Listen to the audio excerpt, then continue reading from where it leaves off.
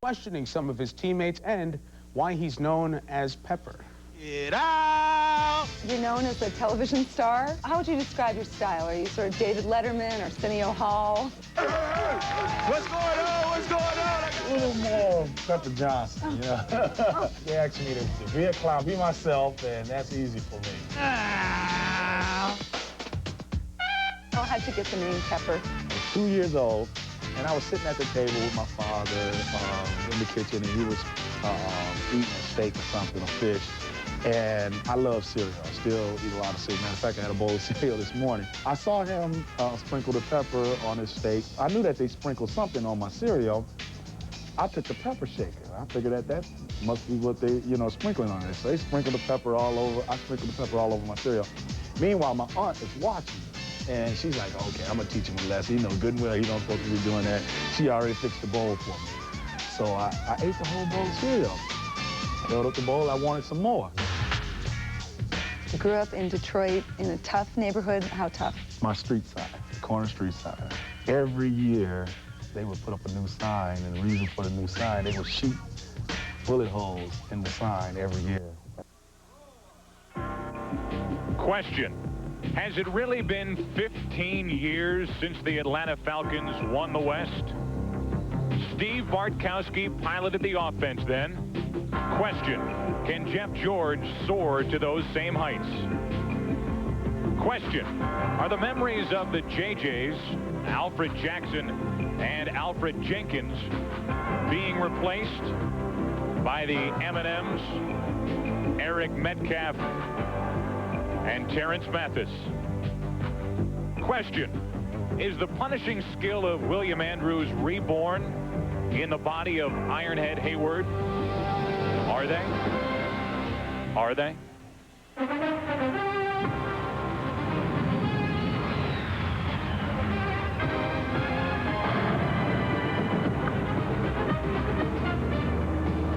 Somewhere in the middle of a desert, the Valley of the Sun, Tempe, Arizona, just southeast of Phoenix. And on the campus of Arizona State University, we get ready for an interdivision matchup. Ought to be interesting as the run and shoot travels to take on the Arizona Cardinals. And hello again, everybody. My name is Joe Buck, along with my partner, Tim Green, ex-Falcon Tim Green. Now, Tim, 5 weeks to go, and these two offenses are going in exact opposite directions. For Atlanta, their run and shoot has never been better than it has over the past 3 weeks. They're so good, you're not even calling them the Falcons. You're calling them the run and shoot, and they have for two reasons. Jeff George is red hot. He's completing the long ball, which he didn't do as much earlier in the season, and he's really gotten a grasp of a very complex offense.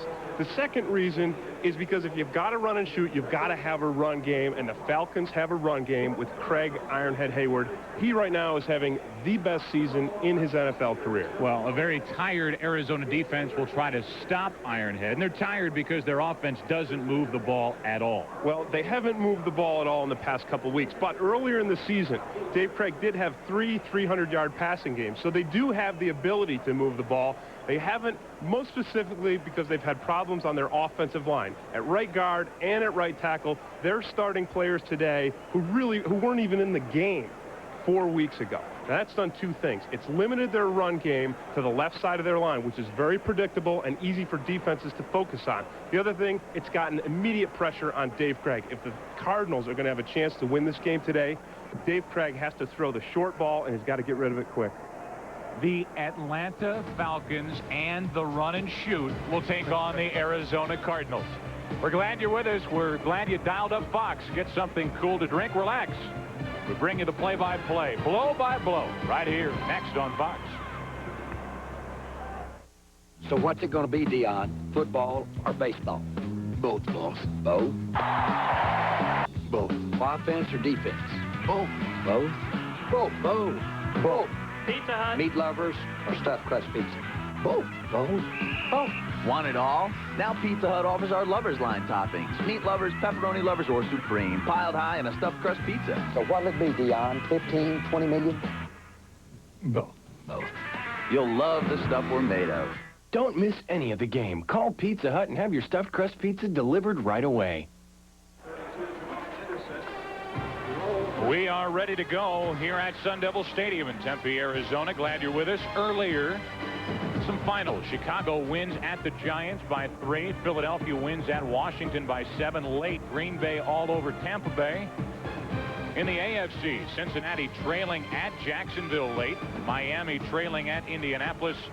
And a final, New England wins in Buffalo. But don't forget, for all you NFC West fans, what's going on over in San Francisco. Steve Young is back. He makes the start today, and you know who he will be looking for, his favorite target. He'd be anybody's favorite target, Jerry Rice. And why is that important for fans back in Atlanta? They're tied with the 49ers at 7-4, and St. Louis a game behind at 6-5. Atlanta's won the toss. They will receive, and we're glad you're with us. So we'll get an early look at the run and shoot as Greg Davis, former Atlanta Falcon, will kick it to the guys in the white, red, and black. A beautiful day. Little breeze through the stadium. Humidity 25%, way down as you would expect. Sunny.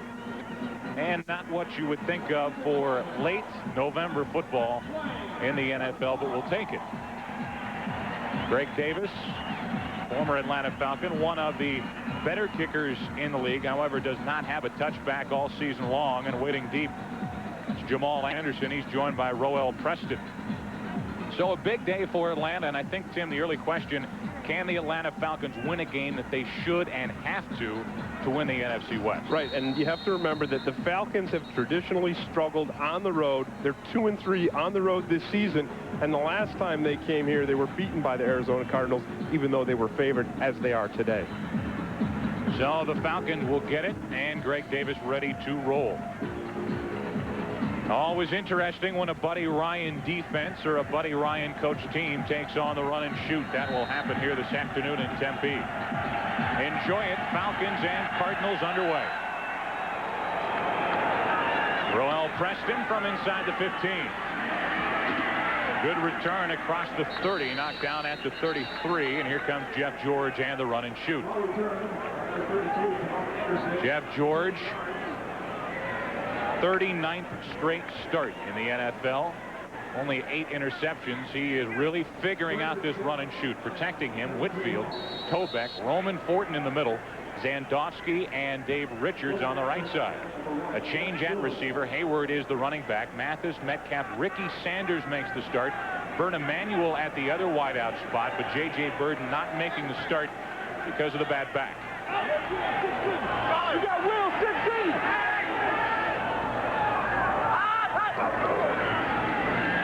Throw to start, and that's Bert Emanuel on a quick slant brought down at the 40. And a nice gain on first down of 7 yards. If you look at the Arizona defense up front, Clyde Simmons, Bernard Wilson, Eric Swan, and Michael Bankston. The linebackers, we may see 3, we may see 2, we may see 1. This is the way they start. Miller and Joyner with Hill in the middle. The cornerbacks, Paul and Williams, and the safeties, Terry Hogue and Lorenzo Lynch. 2nd down and 3.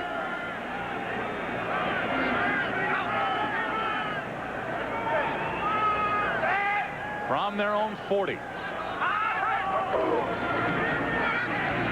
Over the middle and incomplete. Eric Metcalf, the intended receiver, and Eric Hill was right there with him. Well, despite the fact that everyone expected the Arizona defense, Buddy Ryan's 4-6 aggressive defense, to come out and blitz this run and shoot from the start, from the inception, we haven't seen that so far. We've seen the Cardinals coming out in their nickel formation with 5 defensive backs, only 2 linebackers, and one of those linebackers, Seth Joyner, 59, actually out in coverage. So the Cardinals defense right now is tempting the Falcons to run the ball. 3rd and 3, what will they do? This is Emanuel in at quarterback. It doesn't fool anyone. He's immediately dropped at the 40, and an early punt as Lorenzo Lynch was up and made the stop on the former college quarterback Bert Emanuel. And when Bert Emanuel goes in and he's playing at the quarterback position, you know that they're going to do one thing. They're going to run the option. And when Lynch hits him immediately, it gives Emanuel absolutely no option. No option to pitch the ball, no option to run for the first down. Now Dan Straczynski back to punt on 4th and 2 with Anthony Edwards waiting deep for Arizona. Very good punt. Edwards from inside the 10. Across the 20, brought down at the 24, and a flag comes flying in at the end of the play. after a 51-yard punt and a 14-yard return. If you take a look at the defensive backs here communicating between themselves because they realize that something's wrong. They realize that Jeff George is sitting out here at wide receiver, and so they immediately get themselves into pursuit. And then you see the Cardinals defense on the other side. They played that immediately. Lorenzo Lynch was right on Bert Emanuel, just foiling that play before it could get going. And foiling a pretty good run back by Edwards is a penalty, which will cost the Cardinals some yardage. The referee today is Tom White, and the Cardinals are already backed up to start at their own 13-yard line. This offense for Arizona tallied 96 total yards a week ago in Carolina in a 27-7 loss. It was ugly. And it has, I think, a lot of the Arizona players shaking their head wondering what in the world's going on here. First play of the day is a throw. And like you would imagine, a quick throw to Rob Moore on a quick out short of the 20. Dave Craig is the quarterback. Dave Craig, part of the worst offensive output in 40 years for this Cardinal franchise last week in Carolina, protected by Larry Tharp and Duval Love on the left side, Dukes in the middle, Daphne and Cecil Gray on the right side, Centers and Hurst the running backs, Sanders and Moore the wideouts, and the tight end is Oscar McBride, a rookie. Pickup of 5 on the completion to Rob Moore, 2nd down and 5.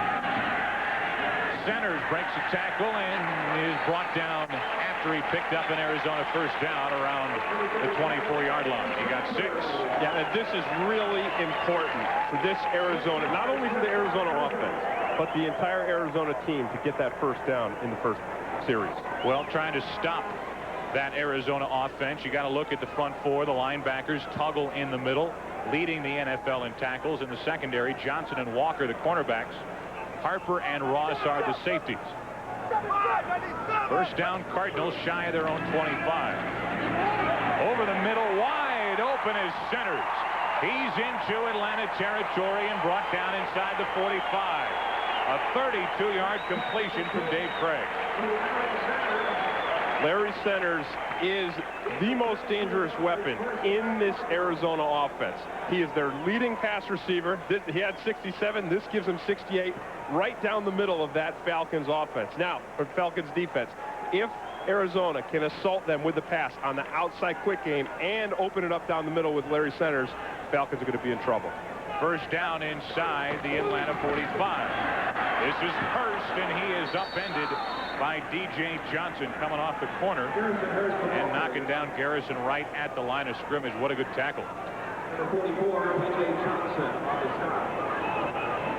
It's always a difficult thing when you're a cornerback, because what you've got to do is you've got to read, run, pass first, and if you read run, you've got to make that break, fight off the blocker, the receiver in this case, and still make an open field tackle. You've still got to force it, and D.J. Johnson does that well because he's a physical cornerback.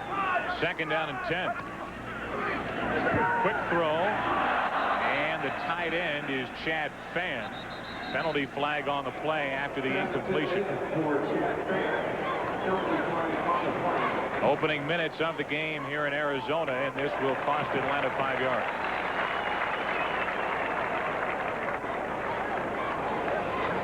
Tom White is our referee. You better check the batteries on that mic. One of the reasons that the Cardinals want to get rid of the ball quickly is because of Chuck Smith working right there on Cecil Gray. And you see the quickness that Chuck Smith can move and get himself immediately to the inside of the line. Now, he didn't get the pressure on Dave Craig because by the time he got to the inside and face up the guard, the ball was already out of there.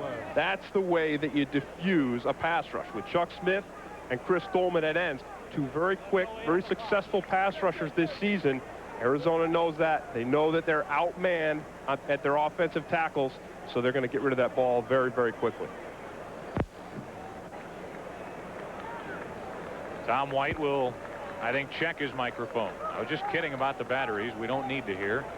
But if Tom wants us to hear him, I guess he's going to check on the microphone. In this high-tech world of the 90s, the referee's microphone not working. So he will call each and every fan in Atlanta and tell them exactly what happened on every play. So when your phone rings, you'll know who it is. Have it nearby as you watch the Falcons and the Cardinals.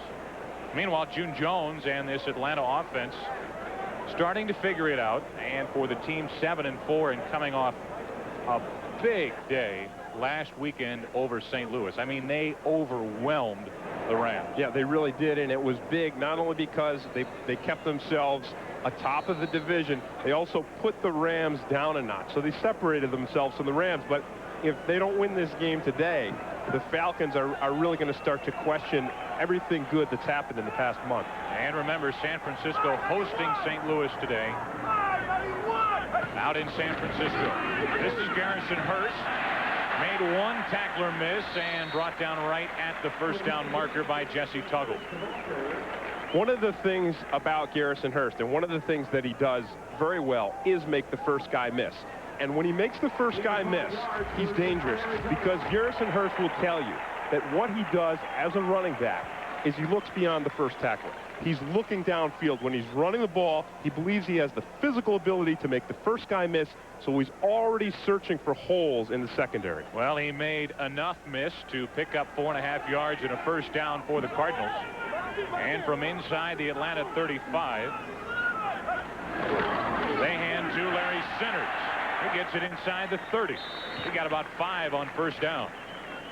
Larry Centers on the carry. Last week, the Falcons defense, what they did is they stacked 8 guys up on the line. They put 8 guys into the run game. Today, so far, they've put 7 up in the run game. And as long as they put 7 in the run game, the Cardinals are going to continue to try to run the ball. And when you talk about 8 men in the box, here's what 8 men does. This guy right here, the safety, moves up and plays like an additional linebacker. So you've got the offense outmanned in the run game. Now on second down, Craig over the middle to the tight end and nearly picked off. McBride, the intended receiver, and Kevin Ross almost came away with his second pick of the year. Well, Dave Craig has had some frustrating moments this season, and a lot of that frustration has come because of the pressure that he's gotten right away because of the holes in his offensive line. But on that play there, he has no one to be frustrated with except himself, because McBride got himself open, and his offensive line did a decent enough job to give him the time to complete that ball. On third down, the Cardinals 23rd in the league at converting to first down. They're faced with 3rd and 5.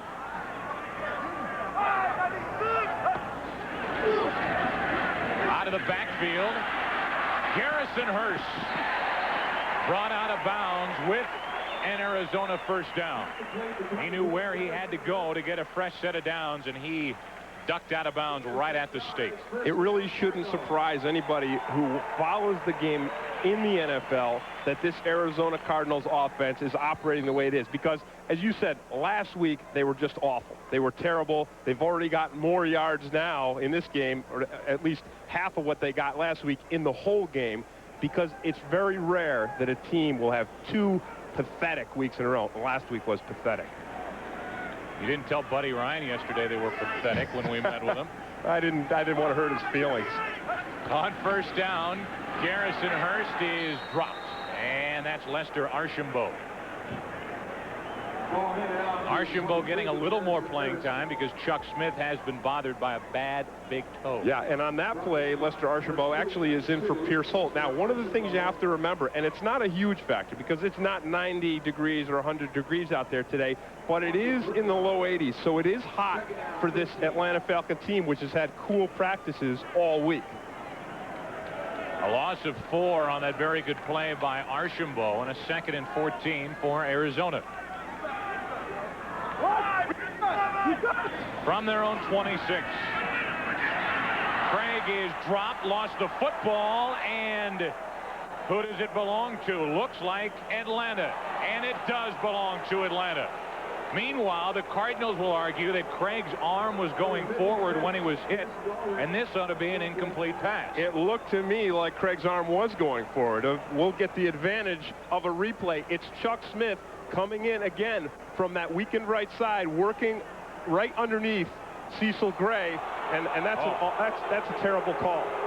That's a call, and I don't know if they're having a discussion down there because somebody is saying, hey, we better check this, because this is going to be one we're going to be chastised for by the league if we let this call stand. And if you can read lips, Tom White tells you an incomplete forward pass, so no fumble, and the proper call is made. There's no doubt about this. No, absolutely no doubt, because if Dave Craig's arm is going forward, as it is right there, it's going forward, and then he loses it, it's an incomplete pass. If the ball is knocked out when his arm is going backward or stationary, then it's a sack for Chuck Smith, it's a fumble, and it's the Atlanta Falcons' ball. So now 3rd and 14. Dave Craig has started the game 3 out of 5 for 43 yards. And a 3rd and long for Buddy Ryan's offense. 6 defensive backs check into the game for Atlanta.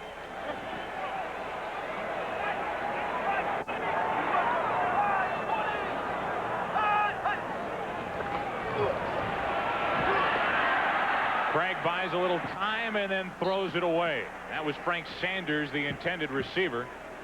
And a big overruling by the officials. Instead of a fumble, the Cardinals at least will get the try for 3 as Greg Davis comes on to attempt the field goal. And as you said earlier, Greg Davis is one of the better kickers in the league. And he's also an ex-Atlanta Falcon, and he had a tussle with one of the Falcon players on the kickoff, so his adrenaline is already pumped up. This is a kick that you would expect him to make. Ball is spotted at the 34, so a 44-yard try by Greg Davis. Good snap, good hold, good direction, good field goal. And the Arizona Cardinals strike first. The defense holds. The Cardinals move the ball down the field, something they couldn't do all of last week. And here in Arizona, they lead by 3. I've got gigabytes, I've got megabytes. I'm voicemailed, I'm emailed. I surf the net, I'm on the web. I am Cyberman. So how come I feel so out of touch? Are you free? Are you really free? Are you really free?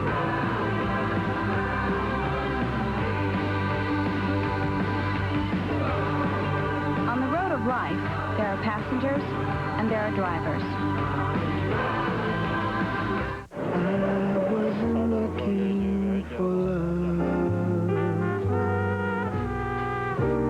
With just a glance it happened. Love came looking for me. Get out of my way!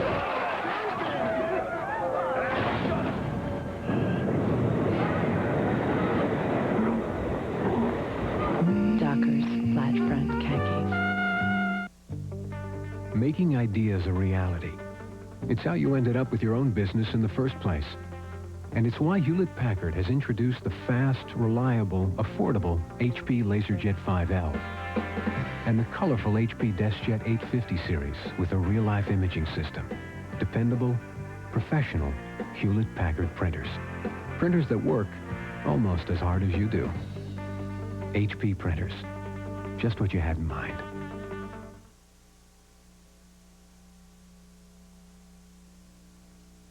Fox NFL Sunday is brought to you by Volkswagen. On the road of life, there are passengers and there are drivers. Drivers wanted. By Coors Light, shipped cold to preserve the clean taste of the Rockies. Coors Light, tap the Rockies. By GTE. With GTE, it's amazing what we can do together. And by HP Printers and HP Printer Fax Copiers for home and small business. Products you can depend on. Here in the Valley of the Sun, the Arizona Cardinals offense, maybe a sigh of relief after putting some points on the board. Well, absolutely. As you look, you saw Dave Atkins, and then here's Ted Plum, the wide receivers coach. Those guys put this offense together. They orchestrated it, and they must have breathed a sigh of relief, because not only did they move the ball down and pick up points, they really built the confidence of the offense and the defense, because there's been a lot of infighting in this Cardinals team all week. Defensive guys pointing fingers at the offensive guys. How can we play? How can we win a game if you guys can't move the ball down the field and score points? Well, they did just that. They moved the ball down. They scored points. They did their part, and now those offensive guys are going to look to those defensive guys to hold up their end of the deal.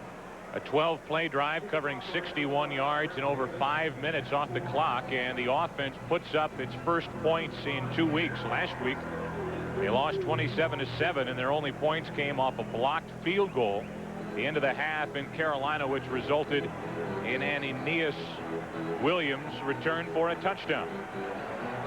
So for the second time here in the first half, Greg Davis will kick it away, and Roel Preston and Jamal Anderson wait deep for Atlanta. This is Jamal Anderson from inside the 10.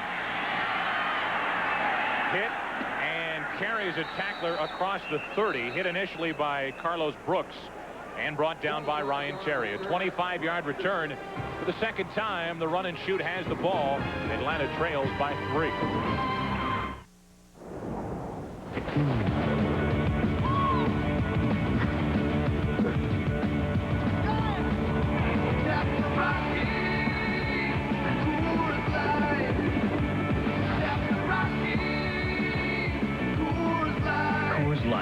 Silver Bullet is shipped cold to tap the clean taste of the Rockies. Tap the Rockies.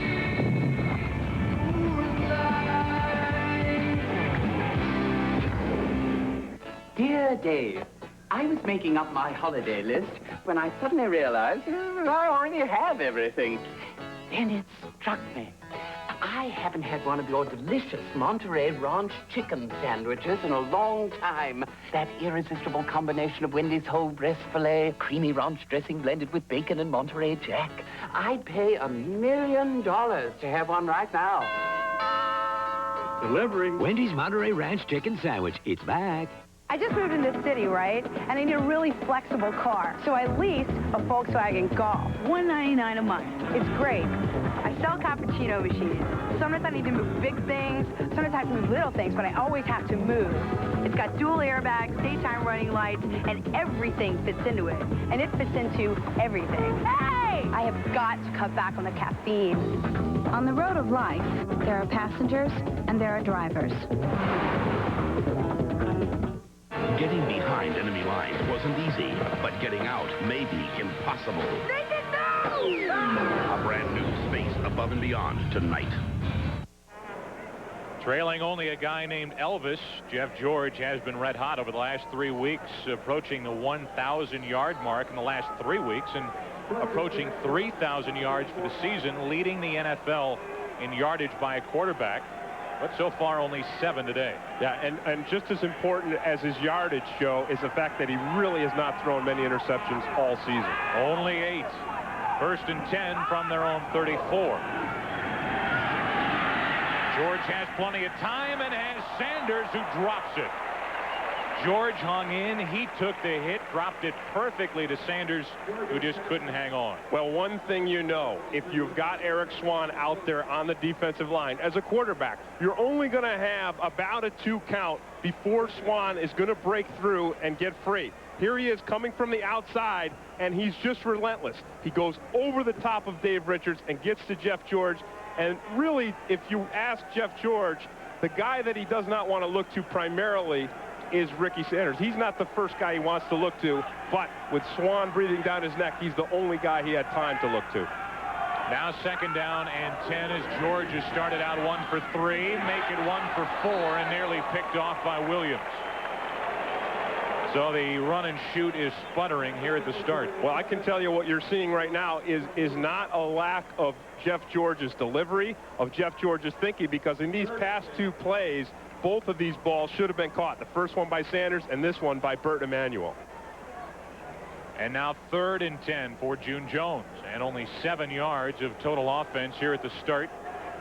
5 defensive backs and 2 linebackers in the game for Arizona. We've yet to see the Arizona Cardinals put an all-out blitz on this run and shoot.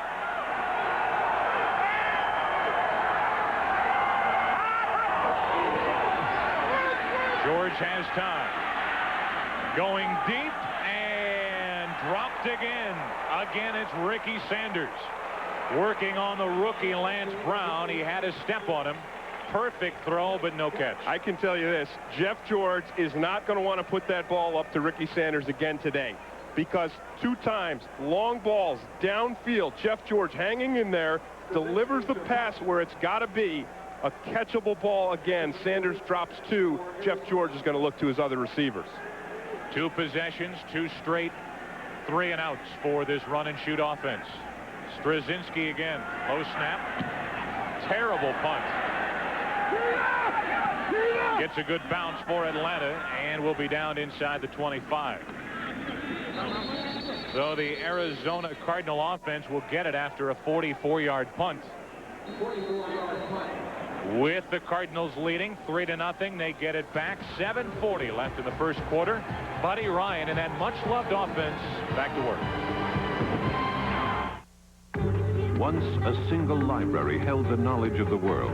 Centuries later, data was still controlled by an elite few. Then Oracle freed everyone to work with databases. Today, Oracle is putting the knowledge of the world online. It will forever change our markets and our culture. Where do you find companies whose future is as limitless as our hunger to know?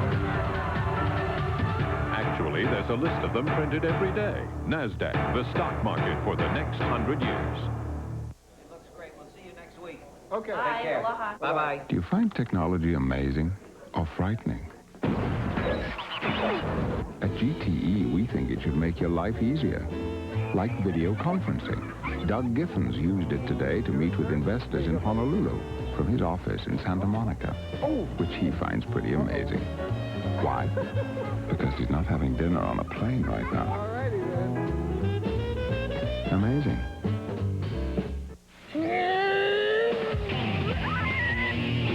Saab gives you 4. BMW gives you 4. Volvo gives you 4. But Volkswagen gives you a 10-year limited powertrain warranty, which means you'll still be covered when he's old enough to drive it. Scary, isn't it? On the road of life, there are passengers, and there are drivers. Bart's archenemy is back. Daddy's coming to save you!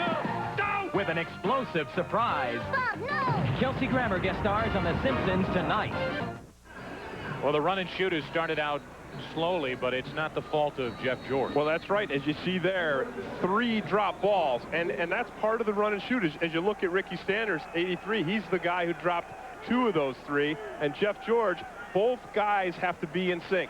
Jeff George has to deliver the ball, the receiver has to catch it for this offense to work. Garrison Hurst got 1, maybe 2.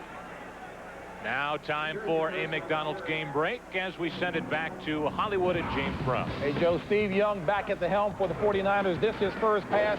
Bad decision, little rusty there as Anthony Parker picks him off. It didn't hurt him because the Rams did not capitalize. No score early in the first. Back to Arizona, Joe Buck and Tim Green.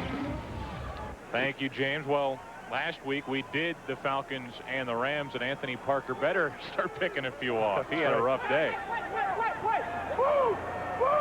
Second down and 9 as Hurst picked up 1. Try it again. Not much better to the 25. That's it. He got 1.5, maybe 2, and 3rd and 7 coming up for Arizona. Yeah, and now what we're seeing is Atlanta Falcons defensive coordinator Joe Herring is putting 8 men up on the line of scrimmage because he wants to shut down the run and force the Cardinals into that pass game. Force them to use that pass game, that quick pass game, because he's got to believe that from what we've seen so far, that Chuck Smith is going to be able to take advantage of Cecil Gray all day and get into Craig's face quickly. 3rd down and 7 with 6 defensive backs into the game for the Falcons.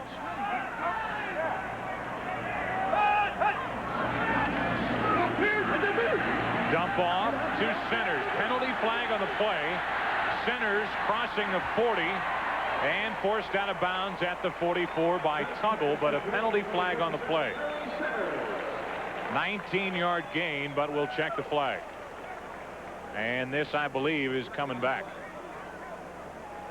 It is.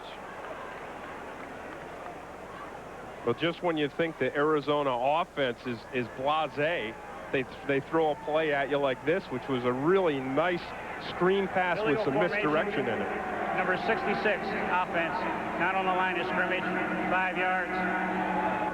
Well, and that's Cecil Gray, number 66, and I talked about how Chuck Smith seem to have his number so far today. And you always know it. Whenever there's an offsides or a guy's lined up too far off the ball, you know that the offensive lineman is not thinking about where he's supposed to line up or the snap count. He's thinking about the guy across from him.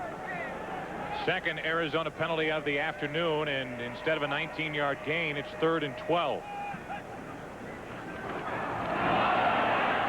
To the sideline, Sanders.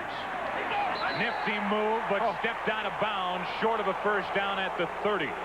It'll be time for Arizona to punt. What a great effort by Frank Sanders, but he was out of bounds. Yeah, that's the kind of thing that really makes a rookie. You know he's going to have a great career. Let's watch Larry Centers helping out Cecil Gray on Clay Matthews. It's the 1-2 there, and they put Clay Matthews just flat on his back. That's what you do. When you've got 66 Cecil Gray who needs some help, you help him with none other than Larry Centers, the offensive leader of the Cardinals team. Jeff Fiegel's having a great year, back to punt. His first punt of the day. And another beauty. Week to week, this guy's fantastic. This is Metcalf from the 20. Runs into a crowd at the 30. And brought down by Randy Kirk. A 51-yard punt by Fiegel's. 11-yard return by Metcalf. Atlanta gets it back. They trail early by 3.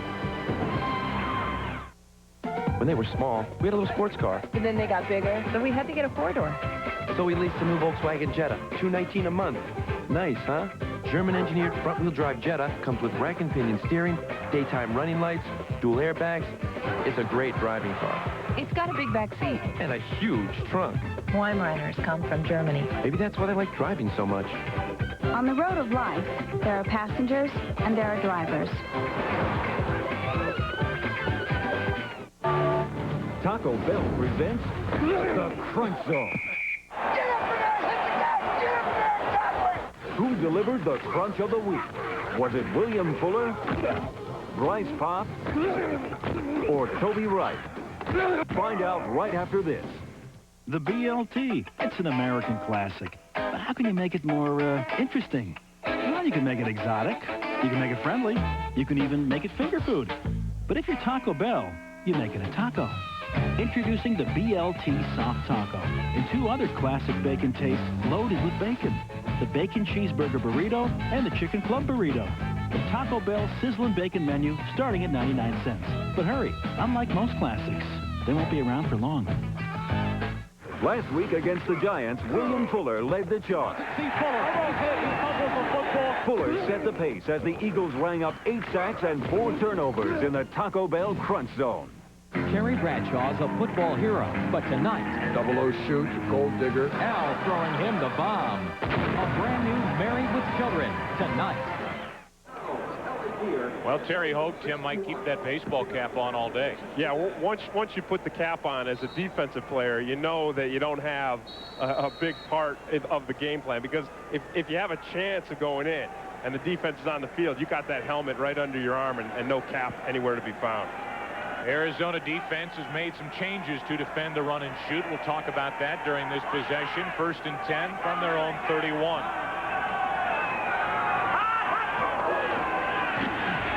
Quick throw to Metcalf. Very good move, brought down at the 40, a yard short of a first down by Brent Alexander. This is the first time that we've seen the Arizona Cardinals use the all-out blitz. Here's Jameer Miller, 95. They send the outside backers, and when they do it, Jeff George will look immediately to Eric Metcalf, and that's going to make Brent Alexander, as you see there, number 46, his job, or whoever has the job of covering Metcalf one-on-one, very, very difficult. 9-yard gain, 2nd down and 1. 3 linebackers now into the game for the Cardinals. Haven't seen much of Hayward. That'll change. Lost the football, got it back. Eric Swan, Eric Hill, both there for Arizona. And this is exactly why the Cardinals allow themselves to put 5 people in there, because they feel like up front they've got the guys who can make it happen. As you see Simmons here, he's playing Whitfield in a 2-gap, because if you've only got 5 guys up front, 4 defensive linemen and Eric Hill in the middle, you've got to have some of your defensive linemen playing 2-gap And then you've always got Eric Swan, who's always a force. And here you just see him driving Zandowski up into the backfield and making that play. A loss of 3, now 3rd and 4. Quick throw, Metcalf incomplete. And again, it's 3 and out for Jeff George and the Falcons. Now we're seeing Buddy Ryan change it up. I mean, he came out in this game in the first 2 series, he covered. He put guys into coverage. He played his nickel, and then he played his regular defense. Still, he pulled his linebackers into coverage. Now in this series, we see him sending the heat and blitzing. Now the Atlanta offense doesn't know what's going to happen. They do know this. Dan Straczynski will punt on 4th and 4. Anthony Edwards back deep. Better punt this time by Straczynski, and the fair catch at the 20. And the Cardinals will have it for the 3rd time in this first half after the 43-yard punt by Straczynski. The music event of the year is coming to Fox. Catch the superstars of pop, rock, country, and R&B performing the year's biggest hits. It all happens on the 95 Billboard Music Awards, live Wednesday, December 6th, only on Fox. Run and shoot, going nowhere early on here in Arizona. And maybe the only thing left this season for Buddy Ryan and his much heralded defense is to shut down the run and shoot, something he loves to do. Garrison Hurst gets a first down across the 30. And the best running play of the day is he got 12. Well, Hurst has a nice run, but one of the guys everybody was questioning, Bernard Daphne, 75, the guard, watch him lead block on this play. You see centers, cuts Matthews. Now watch Daphne. He gets into Walker, the cornerback, drives him backwards, and keeps going. That's a nice play for a guy who a lot of people have questioned, and that helps his confidence. That'll give him a better game today. A gain of 12, and now on first down, Arizona mixing it up. Wide open is Sanders, and he is all alone inside the 25, inside the 20. And so far, this Arizona offense picking apart the Atlanta defense. That was good for 49 yards. And great protection. Dave Craig has wonderful time on this play to find Frank Sanders downfield. Watch it here. Watch the protection he has. He's got a lot of time. Now they've got a double team on the right side. So they're helping both of the weak links in their offensive line. And then Frank Sanders is a guy who can make defensive backs miss. He's strong, he's tough, and he'll shake you. He shook the tackle of Kevin Ross. 49-yard completion. And a first down inside the Atlanta 20. Toss to Hurst. Good cutback, better hit. Darryl Talley made the stop and a gain of only 1.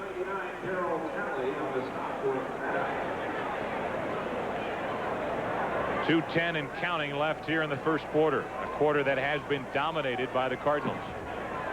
And they've been doing it with a lot of different things. As you see there, they've already surpassed what they did last week. I said it, you rarely have a unit in the National Football League that has 2 terrible weeks in a row. Now they're having a heck of a week. Second down and 9. Almost a Statue of Liberty play to Centers. Brought down at the 11, 2 yards short of a Cardinal first down. I got to tell you this. This Arizona team is starting to roll. And they're rolling because everything is working. The double teams are working. They're giving Craig protection. The runs are working. They're getting the ball to Sanders. They're getting the ball to Centers. They're using some different plays, as you saw there on this, what'd you call it? A reverse Statue of Liberty. A reverse, yeah, Statue of Liberty, a reverse Statue of Liberty. This team is rolling, and the Falcons had better come up with a big play quick. Third down and 2. Craig to the end zone, out of the reach of McBride. And now Greg Davis comes on to try another field goal. So The silver lining for the Atlanta defense, they're not allowing Arizona into the end zone. Well, that's right. And once again, we see Craig's pass to his tight end is just a little bit high because we saw a high pass to Oscar McBride earlier. So Dave Craig is under or has over-assessed Oscar McBride's leaping ability. Now Davis will try a 29-yarder. He's already been good from 44, good from 29, and it's 6-0 Arizona. Not many points, but a first quarter that so far has been dominated by Arizona.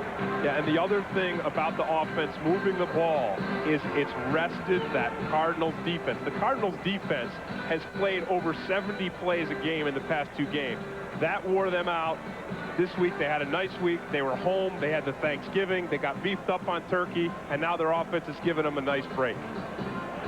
Well, the Atlanta Falcons, remember last year, the meeting between these two, it was a big game for Arizona. It was on the last play of the game. Ron Moore stopped on the goal line, preserved the 10-6 Falcon victory. Atlanta finished 7-9, but Arizona winds up 8-8. And because of the loss in Atlanta, they did not make the playoffs. So not only does Atlanta remember it, but I think we're seeing more here in the first half. Arizona remembers it. Right, and at 3-8, Arizona really has to take on the role of spoilers this season. And if they beat the Falcons in this game, they really may look to this game as being the one that spoils the Falcons season, because the Falcons need to win this game. Yes, they're in a great position. They're at the top of the division, tied with the 49ers. They've got a tough schedule coming up. Jamal Anderson from inside the 10. Kept his feet after a hit by Garth Jackson. He's brought down at the 33 or 34. 26-yard return by Anderson. Each possession for Atlanta so far, 3 and out, 3 punts. Not a first down to be had. No, and only 16 total yards. So the run and shoot looking like, as Buddy Ryan calls it, the chuck and duck. And we've seen some ducking, not on Jeff George's part, but on the receiver's part, because they really have not pulled down the ball that he's delivered. From their own 34, they start with it 1st and 10. Only 44 seconds left in the first quarter. George changing it on the line. And a throw behind Metcalf this time, and for the first time this one really on the shoulders of Jeff George. Yeah, but once again, now we're seeing the Cardinals back to that blitz. They bring 7 guys, and when they bring 7, the run and shoot only has 6 potential blockers. So Jeff George knows. He knows 2 things. He knows that he's going to get hit, and he's going to get hit quickly. He also knows his receivers are in man-to-man coverage, and he's got to get the ball out to them fast. Jeff has started the day 2 out of 8 for 16 yards. 2nd and 10. Downfield for Emmanuel, and nearly picked off by Lance Brown. Underthrown, and Lance Brown should have come away with his first NFL interception. With the Cardinals defense mixing it up, and here you're going to see just 4 guys rush, and watch, everybody else drops into coverage. So it's either an all-out blitz or it's an all-out coverage. And with the Cardinals mixing it up, you've got to ask yourself why the Atlanta Falcons aren't turning to Craig Hayward and trying to get the run game going. I know they're the run and shoot, but they've got to remember this Cardinals defense is last in the league in run defense, and they've got a weapon in Ironhead Hayward. Out of 11 plays, they've thrown 9 times, run only twice. 3rd and 10. Throw back to Metcalf. And like a punt return, Eric Metcalf gets a first down across the 45. Give him a little daylight and a little space, and he's tough. That's a nice play, and he has been the only weapon that has worked so far for the Falcons. Gain of 14 on the completion of Metcalf. And that is the first Falcon first down here today, and will likely be the last play of the first quarter. It will. So Arizona dominating the first quarter, but only putting up 6 points. And so at the end of the first quarter, our score: the Cardinals 6, the Falcons nothing. But Atlanta, for the first time on offense, showing some signs of life. Chet and I were looking for a high traffic zone, so we set up next to Gateway 2000. Heard they were selling over 1 million computers a year. Turns out they can give people more computer for their money because they sell them all over the phone. Nice for computer buyers. A major setback for the souvenir industry. Gateway computers feature the Intel Pentium processor. Call 1-800-GATEWAY for a free information kit on how to get more computer by buying factory direct. Honey, where's the remote? Just use the remote locator, dear. With Magnavox, you just push a button, and the exclusive remote locator beeps, telling you where it is. At Magnavox, we make technology people want.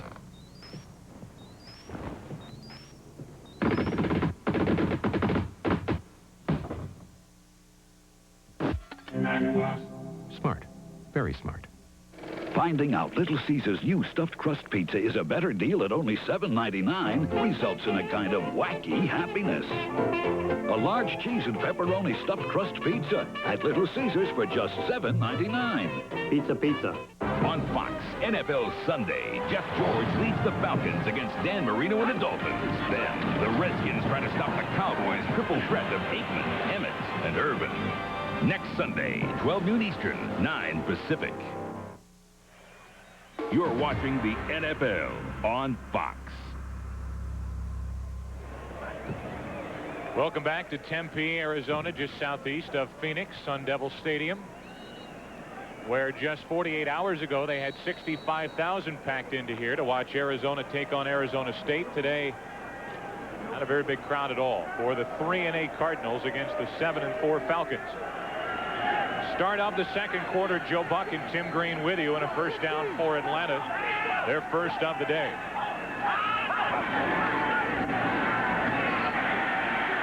George buys time and finds his receiver. That's Roel Preston. He is inside Arizona territory. Time of possession, as you look at the first quarter stats, we talked about it early, giving that tired defense for Arizona a little breather. Well, that's right. You see the time that the Arizona offense has eaten up. And then if you look up here, you see the running yards that the Falcons have put up, -3. You have to remember, even though the Falcons are a run-and-shoot offense, they've had most of their victories when they've been successful on the ground. Second down and 1. Almost picked off, complete to Metcalf. Brought down near the 30. Right through the hands of a defender. Looked like Clyde Simmons could have picked this one off. Well, this play worked for the Falcons a few plays ago, and the Falcons will keep going back to it. Metcalf sets himself in motion. It's a screen out to the wide receiver, and watch the linemen. They do a nice job getting out there. See Zandowski, 72. He lays Lorenzo Lynch down for a nap. And when your offensive lineman can get out there and lay the defensive backs down for a nap, you're going to get big yards. Now Hayward. Ironhead inside the 20 and brought down inside the 16-yard line. A gain of 14. Lance Brown had the unenviable task of trying to tackle him. And this is, I think, what the Cardinals want, or what the Falcons want to do. They want to use their run game effectively, and they do it by getting good blocks up front. Hayward, remember, he's a big guy, but he can get to the edge and he can get upfield quick. He ran over the Rams last week for 117 yards.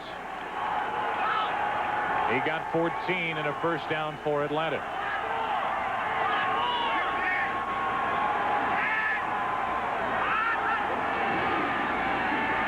Quick throw, caught, and that's Mathis. Check it, Bert Emanuel. And the pass good for 6 yards from Jeff George, and George is starting to get settled in. George is starting to settle in, and the whole offense, the whole Falcons team is starting to settle in, and it looks like a new quarter for them. It looks like a new team. And you think maybe when you think about the Falcons in the locker room before the game, and as I said, they were kind of lackadaisical, kind of laid back, but now they seem to be sharpening up and getting tuned into this contest. George is 4 out of his last 4. Hayward finds a hole and brought down right at the first down marker. Looked like he got a fresh set of downs as Michael Bankston finally brought him down. We talked at the beginning of the game of the importance of Craig Ironhead Hayward, because anytime you've seen the run and shoot be successful, have any success at all, you've also seen a guy that can carry the football and carry it well. Chalk up big yards, make big plays, break tackles. You think of Barry Sanders in Detroit. You think of Lorenzo White in Houston. And anytime that thing is working, anytime the run and shoot works, you've got a big back going to town. Hayward got a first down. You can pack a lot of iron into a helmet over the size of 8. It's like a mining car. From the 5, a touchdown throw to Metcalf. And with the extra point coming up, the Falcons could take their first lead of the day. That was pretty. Yeah, it was. One thing the Falcons have done is they've moved Eric Metcalf back to the right side where he normally plays. Now, they came into the game thinking he was going to play in the left slot because Terrace Mathis was going to replace Tyrone Brown and J.J. Burden at the X receiver position. Metcalf is back where he belongs, where he's comfortable, and he's doing big damage. The rookie from Indiana, Lance Brown, was beaten on the play, and now Morton Anderson, who doesn't miss extra points. They're trying to put Atlanta on top. Just like I said. Extra point is no good, and that's the first time that Morton Anderson has missed an extra point since December 13th of 1992. And if you've checked your calendar lately, this is 1995. It's been a while. And you did it to him by saying he never misses. Here's the touchdown anyway. Once again, Jeff George getting the ball to Metcalf. Metcalf getting open in the end zone. And then Morton Anderson hanging us out to dry. We're tied at 6.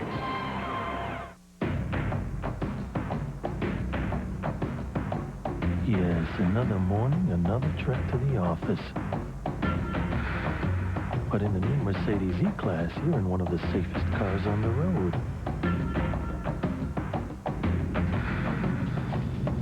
You're inside a protective cage with front airbags and, get this, side airbags.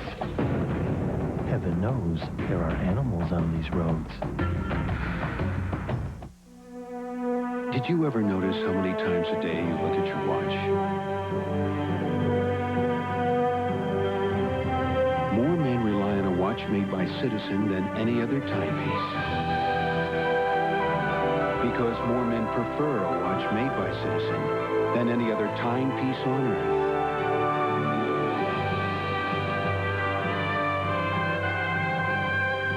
Citizen, how the world tells time. Do whatever it takes to get to Subway.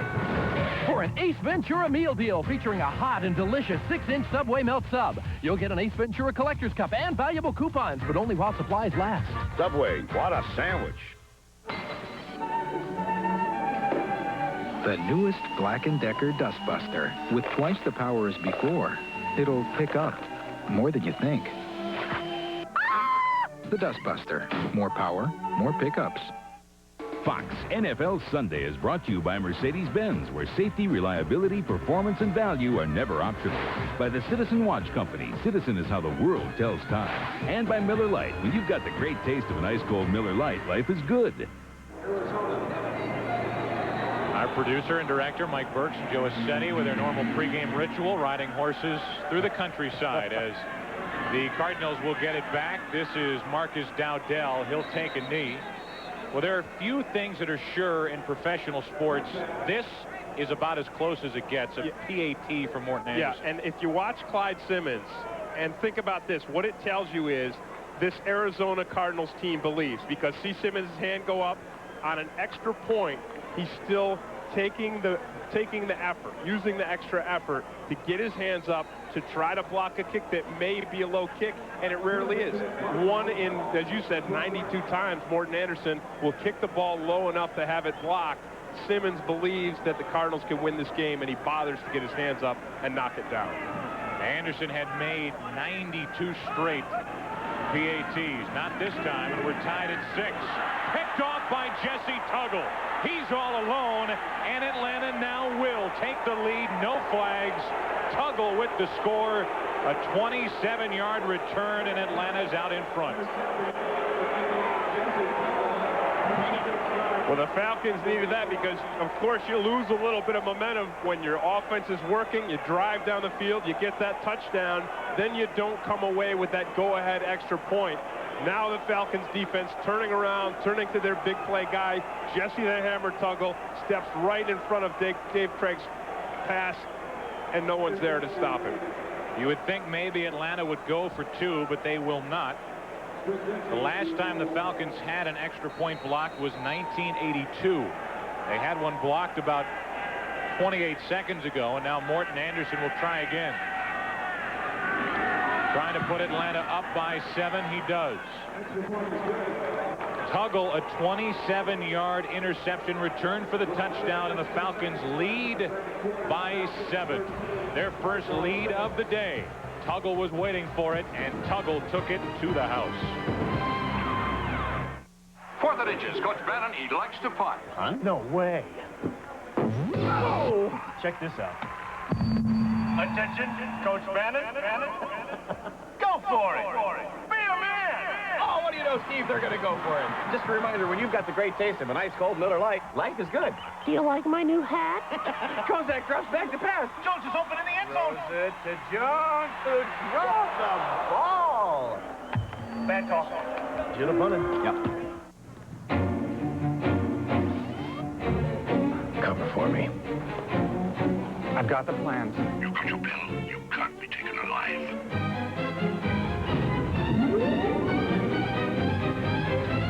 I saw you on the monitors.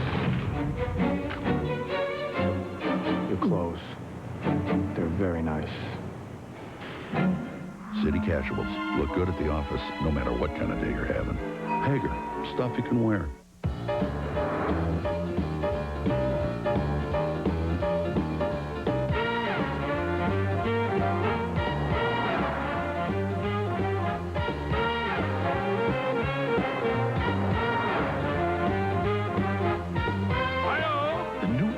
Is so much fun to drive. What would you possibly want to stop for? Boy, that's a first. You've heard of the 7 deadly sins. This Melrose Place has them all. Rotten hell. A brand new Melrose Place, Monday. Larry Centers goes in motion and runs the angle pattern. The tight end releases, and the tight end should draw Jesse Tuggle, number 58, right in the center of the screen, off of the coverage of Centers. But Tuggle doesn't bite on it. He stays on Centers and makes the interception. And brings it to the end zone to put Atlanta on top for the first time today. Dave Craig, over the last 42 games before this season, 18 interceptions. He's thrown 12 picks in the last 15 games. Here it is again, and watch Tuggle stay home despite the motion and the pattern of the tight end. See, the tight end goes right across in front of Tuggle's face, makes a nice break, and really it's not a good throw, not a good decision by Dave Craig. So the Falcons get 2 touchdowns in 16 seconds, and Arizona gets it back, trailing by 7. Starting at their own 20. Garrison Hurst. Indecisive, and he was brought down shy of the line of scrimmage. The thing that Arizona Cardinals have to think about now and have to worry about more than anything is letting this thing just completely fall apart. Because if they don't come up with a big play quick, you can see the hunger of the Falcons defense. You could see the swarming defense. Tuggle came up with the big play and the interception for the touchdown, and now the Falcons are hot.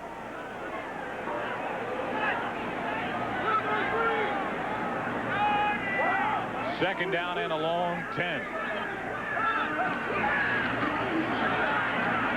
Garrison Hurst, penalty flag on the play as Hurst got it across the 25, tackled by Jesse Tuggle. He got 7, but a penalty flag on the play. Tuggle already has, and this will be against Arizona, Tuggle already has 6 tackles today. He leads the NFL coming in in tackles and now has 134 for the year. Well, there should be no doubt that in this game, you've got Jesse Tuggle for the Falcons defense, and you've got Eric Hill for the Cardinals defense. Number 67, offense, 10 yards, second down. Probably the two best linebackers in the game, the holding call on Duval Love. You know you got to be mean to be an offensive lineman and have a last name like Love. You know growing up, if everybody was calling you Duval Love, that you really had to be tough and mean to carry that name and still end up in the NFL. Too bad he didn't grow up in the 60s. Second down and 20. Craig, Rob Moore, short of the 20. And a third and long facing Arizona. They got only 9. Well, Craig really uses some craftiness, and he's an old veteran, and watch him here use his awareness to just let the defensive lineman sail by him, step up, and make the completion. Then you see two guys on Rob Moore. You have to know this, that Rob Moore is the focus of the Falcons coverage. They want to have two guys on him more than anyone. Third down and 11. Airing it out, no one there. Closest to it, Frank Sanders. And we need to check on those 49ers. On a McDonald's game break, we need to check on JB in Hollywood. And we'll check on Steve Young. Nice return as he makes friends with J.J. Stokes.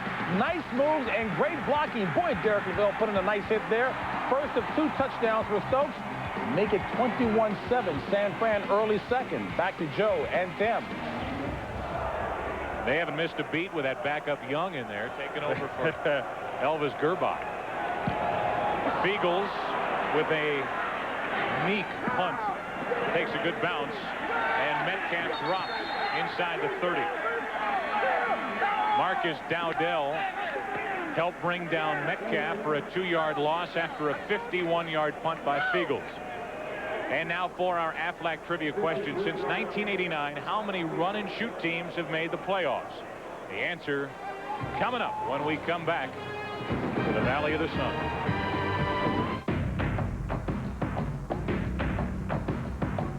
Yes, another morning, another trek to the office. But in the new Mercedes E-Class, you're in one of the safest cars on the road.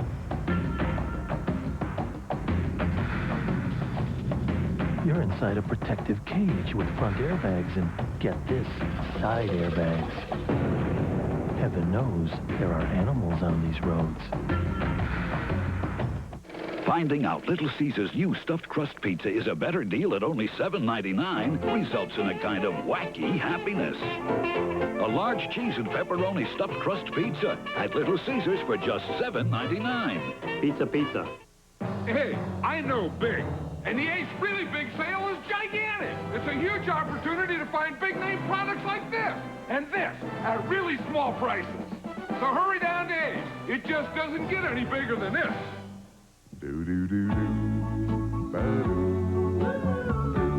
Lou is our oldest girl. She broke her neck in a car accident. Now she's having fun with her daughter's wedding. It's been wonderful since the surgery. I don't have to think about my neck anymore. I got Aflac through work. When you need it, it's a blessing. Aflac covers the unexpected costs of getting better so you can get on with life. I mean, she's too young. I think they're ready. It's fine with me. I just want a room.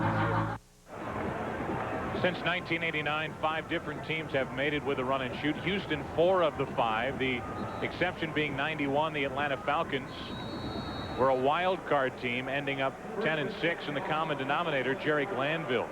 Well, he was the coach for 4 out of those 5 playoff appearances. And although Glanville and Buddy Ryan have similar defensive philosophies, Glanville, unlike Ryan, loved that run and shoot offense. First down for the Falcons. George to the air, and the pass complete short of the 35. Eric Metcalf, and falling on top of him, Eric Hill. Gain of 7.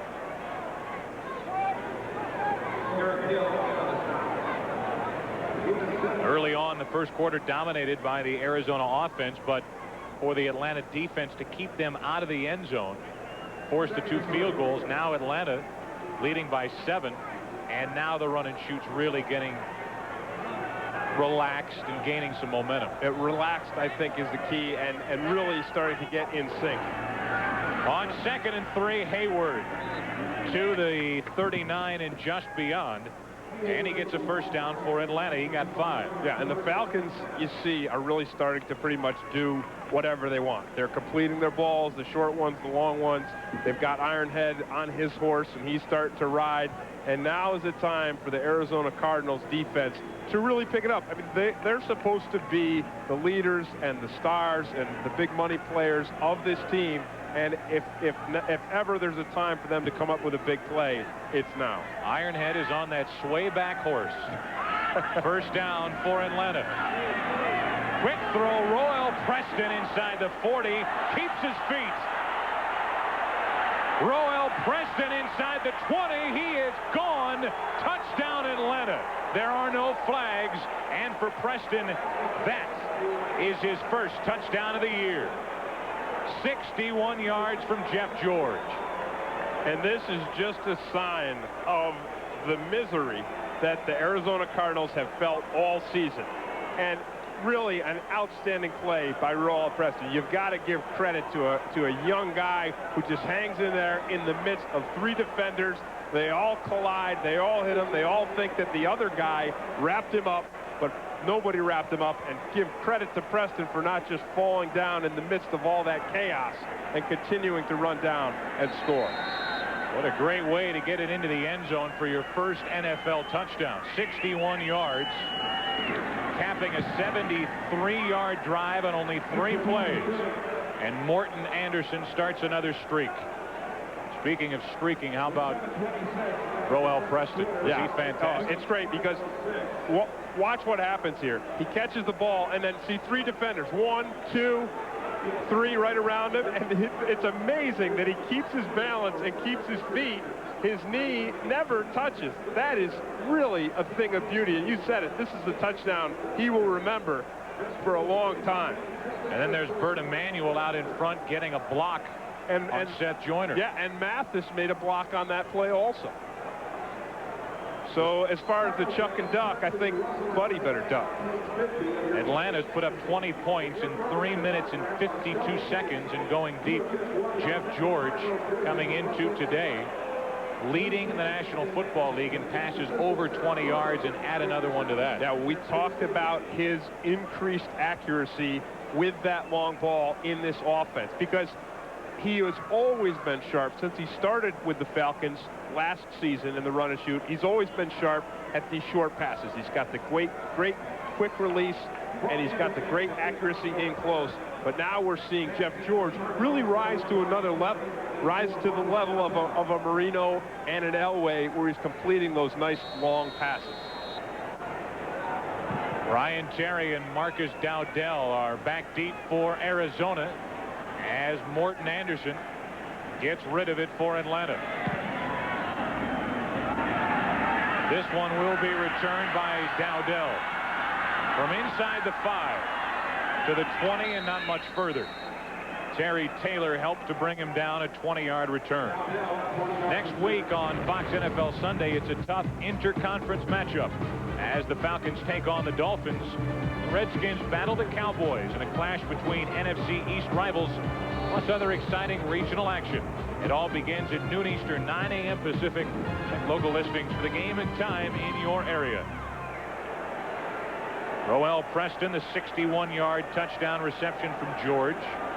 What looks a frustrating start for the Atlanta offense is really blossomed here in the first half in a short time. Garrison Hurst got 4 yards over the left side.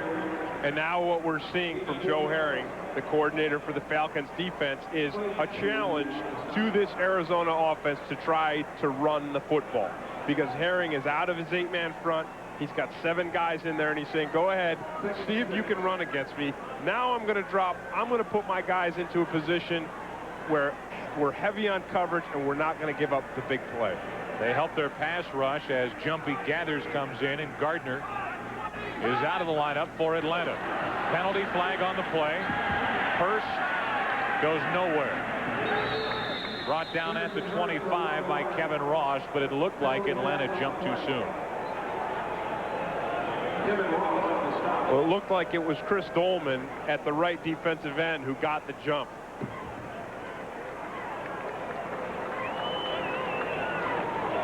And one of the reasons Dolman, one of the top sackers in the league, Offsides, number 56.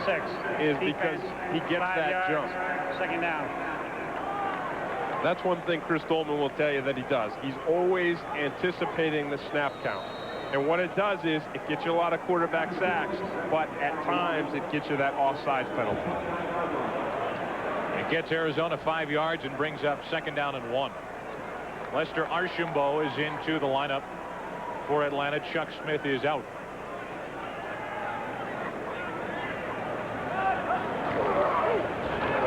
Hurst did not get the first down. Short of the 30. And a 3rd and 1 coming up.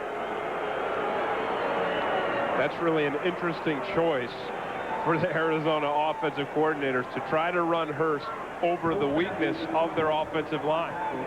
They took Cecil Gray out. He's been replaced by Rob Selby. As you look at Dave Atkins, the offensive coordinator. So they not only do they have a guy who is not a regular starter, they've got his backup in there, and still in a critical situation, they choose to run behind him. 2 tight ends now into the game for Arizona on 3rd and 1. And Hurst picks up the first down. Took a big hit from Kevin Ross, but he gets a fresh set of downs for Arizona. It seems like just a couple of minutes ago it was 6-6. Well, it was until these events started to unfold. Dave Craig throws the interception to Jesse Tuggle. He goes 27 yards the other way for the touchdown. And on the next possession, over the middle, Roel Preston wouldn't go down. Gets a couple of blocks downfield, and suddenly, as Preston finds the end zone, the Atlanta Falcons lead it 20-6. Now on first down, this is the tight end Chad Fan, and he gets a first down across the 45. DJ Johnson finally brought him down. Gain of 11. Now the Arizona offense is in a situation that is the last thing they want to be. They're trying to come from behind, but they seem to be rising to the occasion. They seem to be working pretty consistently, pretty well against the run. They've just completed that short pass to Chad Fan, the short, quick pass. So besides Dave Craig's 1 interception, he's been pretty good at the short stuff. I think you'll see the Falcons defensively play this very conservative and make the Arizona Cardinals work their way slowly down the field. Hurst got a couple over the right side. Mo Gardner in the middle of the pile to help make the stop for Atlanta. Well, whenever you see jumpy gathers on the line of scrimmage, you know that the guy is probably the strongest guy in the National Football League. And Duval Love is doing absolutely everything he can, including holding him, wrestling him, wrangling him. You got to do anything to get Jumpy down. You got to trip him, you got to chop him, you got to cut him, hold him, tie his shoelaces, anything you can, because anybody is at a disadvantage when they're staring Jumpy in the face. Hurst got 4, second down and 6 and more. On the slant, incomplete, and a penalty flag comes flying in from the back judge. Yeah, Darnell Walker, and it's appropriate that the back judge calls the penalty because Darnell Walker gets his hands on Moore's back. Isn't that appropriate? Extremely. Poetic. There's no infraction on the play. Incomplete pass. 3rd down. So poetic that there is no foul on the play. Well, why does that happen? Why did the flags get thrown and then picked up off the field? That's one thing that mystifies me. The only reason why it wouldn't have been a penalty, unless the guy just changed his mind, is if the ball was tipped. If it was tipped or if it was uncatchable. Or I don't think either was the Maybe he was just reaching for a hanky and it fell out. But if it fell out, it would have fallen right at his feet. And that was about 10 yards down the field. Now 3rd and 6. Moore to the 20. Rob Moore with a completion from Craig. Gain of 31. and a first down at the Atlanta 20. Rob Moore has struggled this season with a sprained ankle, as you watch him at the top of the screen. But one thing he had with the Jets, one thing that got him to the Pro Bowl, was this downfield leaping ability, not unlike Herman Moore for the Detroit Lions. And there is no relationship, but there is the similarity in the tall, lanky figure leaping downfield. Rob Moore, 3 catches for 46 yards, and he gets a first down for Arizona. Hurst. He keeps his feet and got an extra yard, finally brought down by Tuggle. A gain of 2. Well, at the very least, the Arizona offense is moving the ball downfield and trying to keep the Cardinals in this game. Yeah, they are. I mean, they really are the surprise of this game so far. Shadows start to creep across our right end of the field. So maybe something to deal with for the receivers. Ball coming out of the sunlight into the shadows from the hand of Dave Craig. That's the case. Doesn't bother Rob Moore. Touchdown, Arizona. Terry Taylor beaten on the play. An 18-yard throw from Craig to Rob Moore. As I said earlier in the game, the focus, the coverage focus of the Falcons defense wants to be on Rob Moore.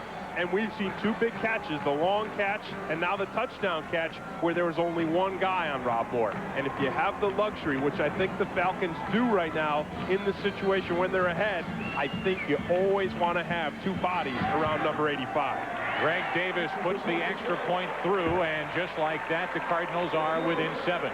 A 9-play drive covering 80 yards in over 5 minutes off the clock.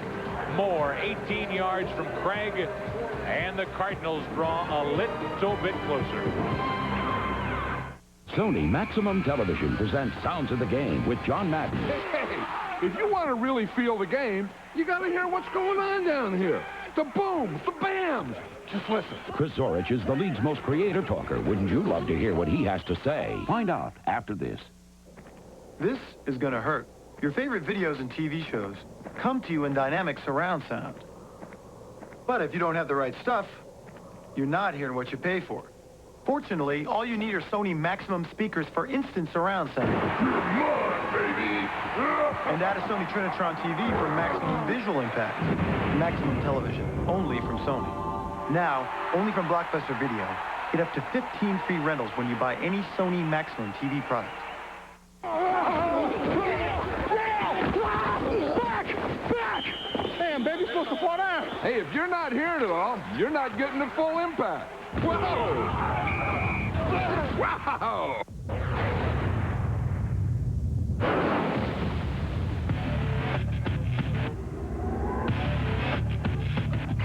With the power of 210 horses and the traction of all-wheel drive, it'll turn more than heads. The Eclipse from Mitsubishi. See your dealer for great lease offers on all Eclipses, including turbo models. Imagine a show guaranteed to make you laugh out loud at people and things that really deserve it. Catch the series premiere of What's So Funny next Sunday on Fox. Fox NFL Sunday is brought to you by Mitsubishi, the new thinking in automobiles.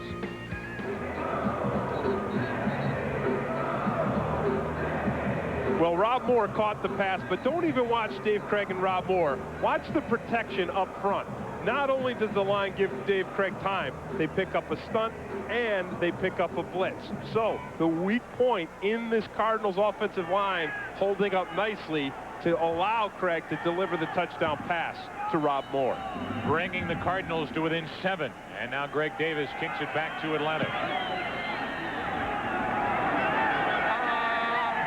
Jamal Anderson from the 5.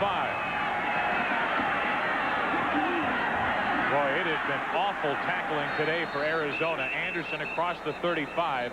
A 32-yard return. A Buddy Ryan team having a tough time tackling. That doesn't happen. We saved the best for last. and it was worth waiting for. The 1995 Mitsubishi Galant, with features that are the envy of every car in its class. Right now, we're offering the best deals of the year on all Galant models. There's never been a better time to find the Galant that's just right for you, and the perfect deal to go with it.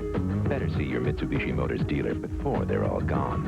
Mitsubishi, the new thinking in automobiles. Need a break? Yeah! Well, come on! The Monopoly game is bigger, better, and back at McDonald's. Just order any of these McDonald's food favorites to get your game piece. Win instantly, or collect and win. Cruises, Dodge Vipers, cash, $1 million. Wow! Sega Saturn with the Daytona USA game. With over 100 million new prizes, this is your best holiday break ever. I won! You had your break today. So, I suppose you'll be having big sweet up in the spare room for the limbs, Nick.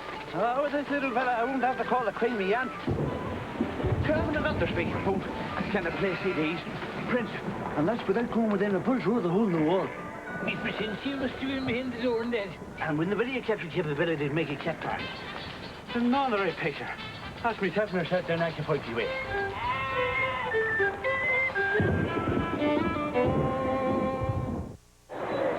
Rob Moore thought he was going to be a lifer, as he put it, with the New York Jets. He got traded to the Arizona Cardinals, and what a big drive for him. Yeah, as you see, once again, Moore with the leaping ability and only one guy covering him. Then 2 plays later, again, Terry Taylor on the coverage all alone. Moore jukes him, burns him, gets himself in the shade to catch the touchdown pass. So Rob Moore is obviously he's a heck of a guy because he's a Syracuse University graduate. But beyond the obvious, he's also really a fine, soft-spoken young man. I mean, and a guy who focuses a lot of his attention off the field to charities involving young kids. From their own 37, first down, and George over the middle, very good coverage. That's a linebacker with Eric Metcalf. That's Seth Joyner. Yeah, you picked that up, and you're absolutely right. That's a heck of a job by Seth Joyner. Watch him here. He's locked on Eric Metcalf. Why is it so impressive? You said it, Joe. He's a linebacker. Linebackers are not supposed to be able to cover the likes of Eric Metcalf. Seth Joyner covers him and covers him nicely. That is the 6th dropped pass by Falcon receivers here today. Seth Joyner, of course, formerly with Buddy Ryan in Philadelphia. George in the second quarter, 6 out of 7 for 2 touchdowns and 103 yards. Cardinals bring the blitz, and the pass is behind Mathis. And this is showing us one thing. This game is far from over, as this time George got rid of it because of the blitz and threw behind Terrence Mathis. Yeah, and I think on that play there, Jeff George got rid of the ball a little too quickly because he actually had a little bit more time than he thought he did. However, the pressure is coming from here, the backside. George is looking to the front side for his receiver. So he doesn't know when it's coming. But you see there, he really had time to settle down and get that ball in there a little more accurately. He didn't. Now it's 3rd and 10. Chased out of the pocket by Bankston. Penalty flag on the play, and the incomplete throw downfield. But again, a flag on the play.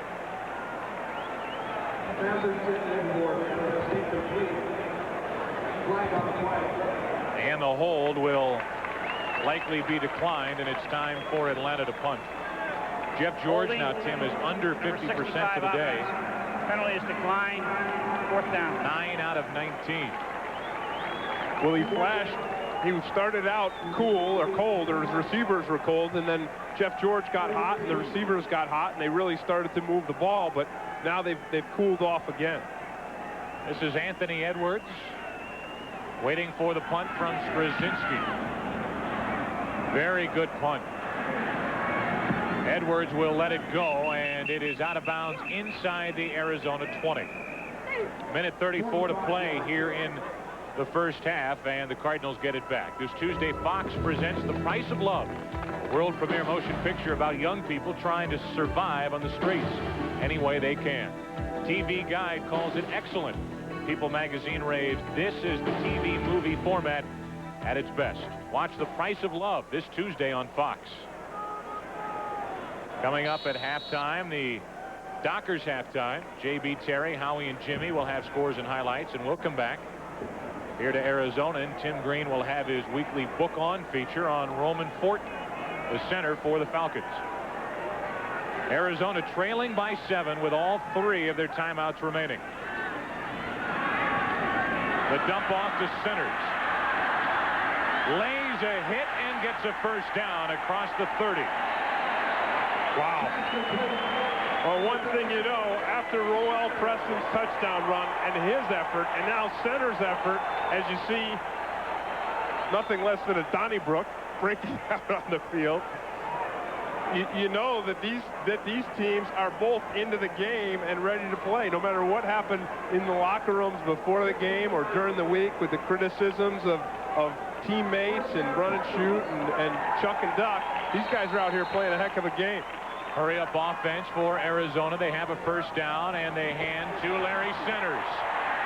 Larry Centers, another first down across the 45, and with all 3 of their timeouts remaining, Arizona will use its first.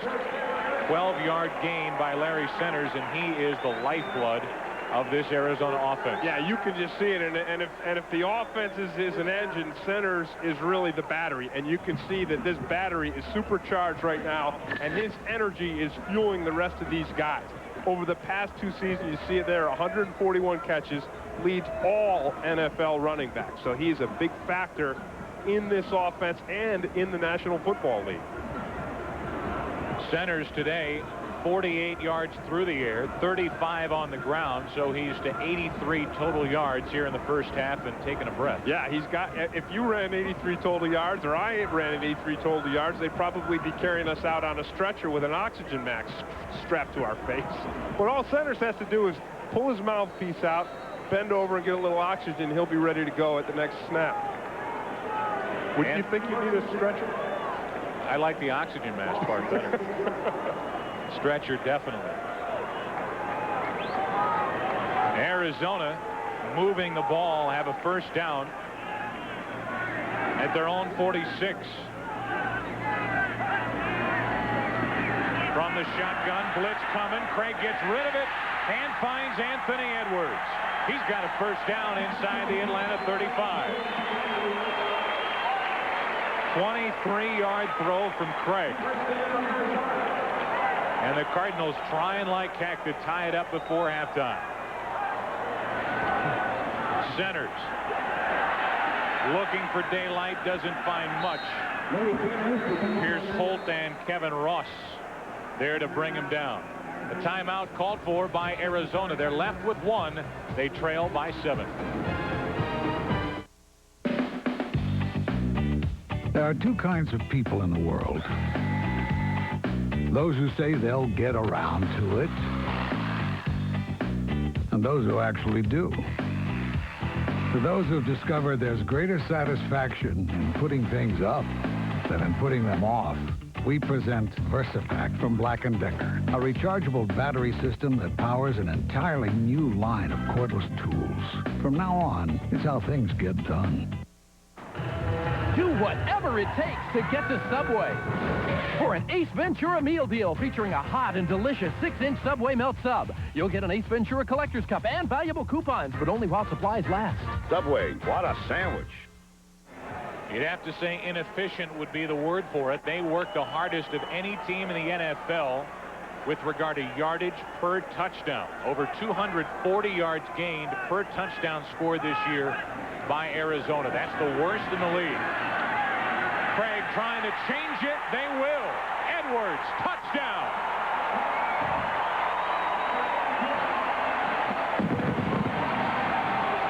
That's a heck of a celebration. I mean, no flailing, no flopping, just kind of a poetic, you know, almost a dramatic bow to the crowd and bringing him in and folding himself over the ball. I mean, really, that's a thing of beauty. You know, in a day where players are constantly trying to think of new ways to celebrate in the end zone, I think Edwards has really opened a new dimension. 28 yards from Dave Craig. Davis ties the game. For Edwards, his second touchdown of the year. What a great throw from Craig.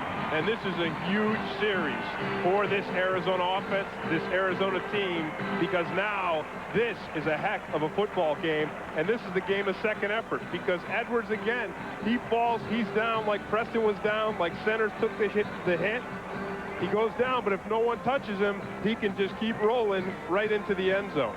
Nice throw by Craig, too, as you said. Tied at 20, and Edwards beating up on Terry Taylor, who has not had a good first half. No, he's going to go into the locker room and probably have his head bowed down with a towel over it. Here's the Shakespeare celebration. Look at that. Isn't that a thing? That's poetic. And this Atlanta defense doesn't know what hit him. You have to credit one thing with this Arizona team, and you touched on it. They could have very easily. Here you go, Shakespeare. Isn't that wonderful? Look at it. It's either that or he's a duck hunter, and he's used to shooting those birds out of the sky. I don't know. He's powering down after the touchdown. But the one thing that the Arizona Cardinals haven't done, they got down. They're 3-8. And they didn't collapse. They didn't lay down. You're absolutely right, and that's what makes this game very exciting. And now Jamal Anderson in the end zone will take a knee. And only 29 seconds left in the half. Atlanta with all 3 of their timeouts remaining. But this for the Arizona offense, their best scoring first half of the season. And the latest one, 5-play drive covering 82 yards. And Edwards 28 yards from Craig. And I think, and I know it seems like a small thing, but I think if you go back and you remember the blocked extra point and Clyde Simmons bothering to get his hand up and knock that thing down, you know, and you look at those totals, that's unbelievable. Already 3 times what they did last week. You knew when you saw Clyde Simmons reach his big paw up there to block that kick that the Cardinals were here to play. So is Atlanta in this run and shoot. They're going to hand it off to Hayward, but this play never happened, fortunately for Arizona. And Tom White is wondering what in the world happened. I didn't hear a whistle until the ball was handed to Hayward. When you say that a play never happened, is that like if a tree falls in the woods and no one sees it fall, that it never fell? Absolutely. Please reset. Stadium clock, 29 seconds. I still do not know why that play never happened. Do you? Mr. Syracuse, magna cum laude, summa cum laude. I thought radio's that too loud. I thought that it did happen. I mean, I saw it happen, but I guess if the whistle blew or didn't blow, that it didn't happen. That's not one of our guys that Tom White is talking to. We didn't mess that up, did we? He's just looking for a friend. Sorry, guys. But seriously, I think he doesn't know why that play didn't happen. And I bet he doesn't know why that flag got picked up on the pass interference call earlier either. And I bet he's never cut down a tree in a forest. I bet he watches the X-Files. 29 seconds left in the half. George gets rid of it. No penalty flag on the play. And who's there for Arizona? Who else? Eric Swan. Yeah, you know, I don't understand this not being an intentional grounding call, because if it's to avoid a sack and the receiver's got his back to her, there's no receiver around. You see Swan pulling him down, unless in fact he's out of the pocket. Boy, Swan's really working on his wardrobe there. Eric Swan wondering why that wasn't in the grasp and a sack. Instead, 26 seconds left in the half and a 2nd and 10 for the Falcons. Jeff George, for his last 4, lost the football. Who got it? Looked like Jeff George fell back on top of it. He did. He was the only one that knew it was laying on the ground. Yeah, he really avoids disaster here by falling on his own ball, because obviously if the Cardinals get it, and there's Swan, he's right there in the midst of it. He's been in the midst of everything today. If they get that ball there, they're going to get at least 3 more points and go into halftime, not only with the momentum, because they've already got the momentum, but they go in with the lead. Well, to finish off the story about the Shakespearean celebration by Anthony Edwards, more poetry. This half ends for Atlanta not with a bang, but a whimper. 20-20 at the half. That's the score at the end of the first half, and who would have thought the Arizona Cardinals would be in a shootout with the run and shoot and Atlanta. Fox NFL Sunday will continue with the Dockers halftime after this message and a word from your local station.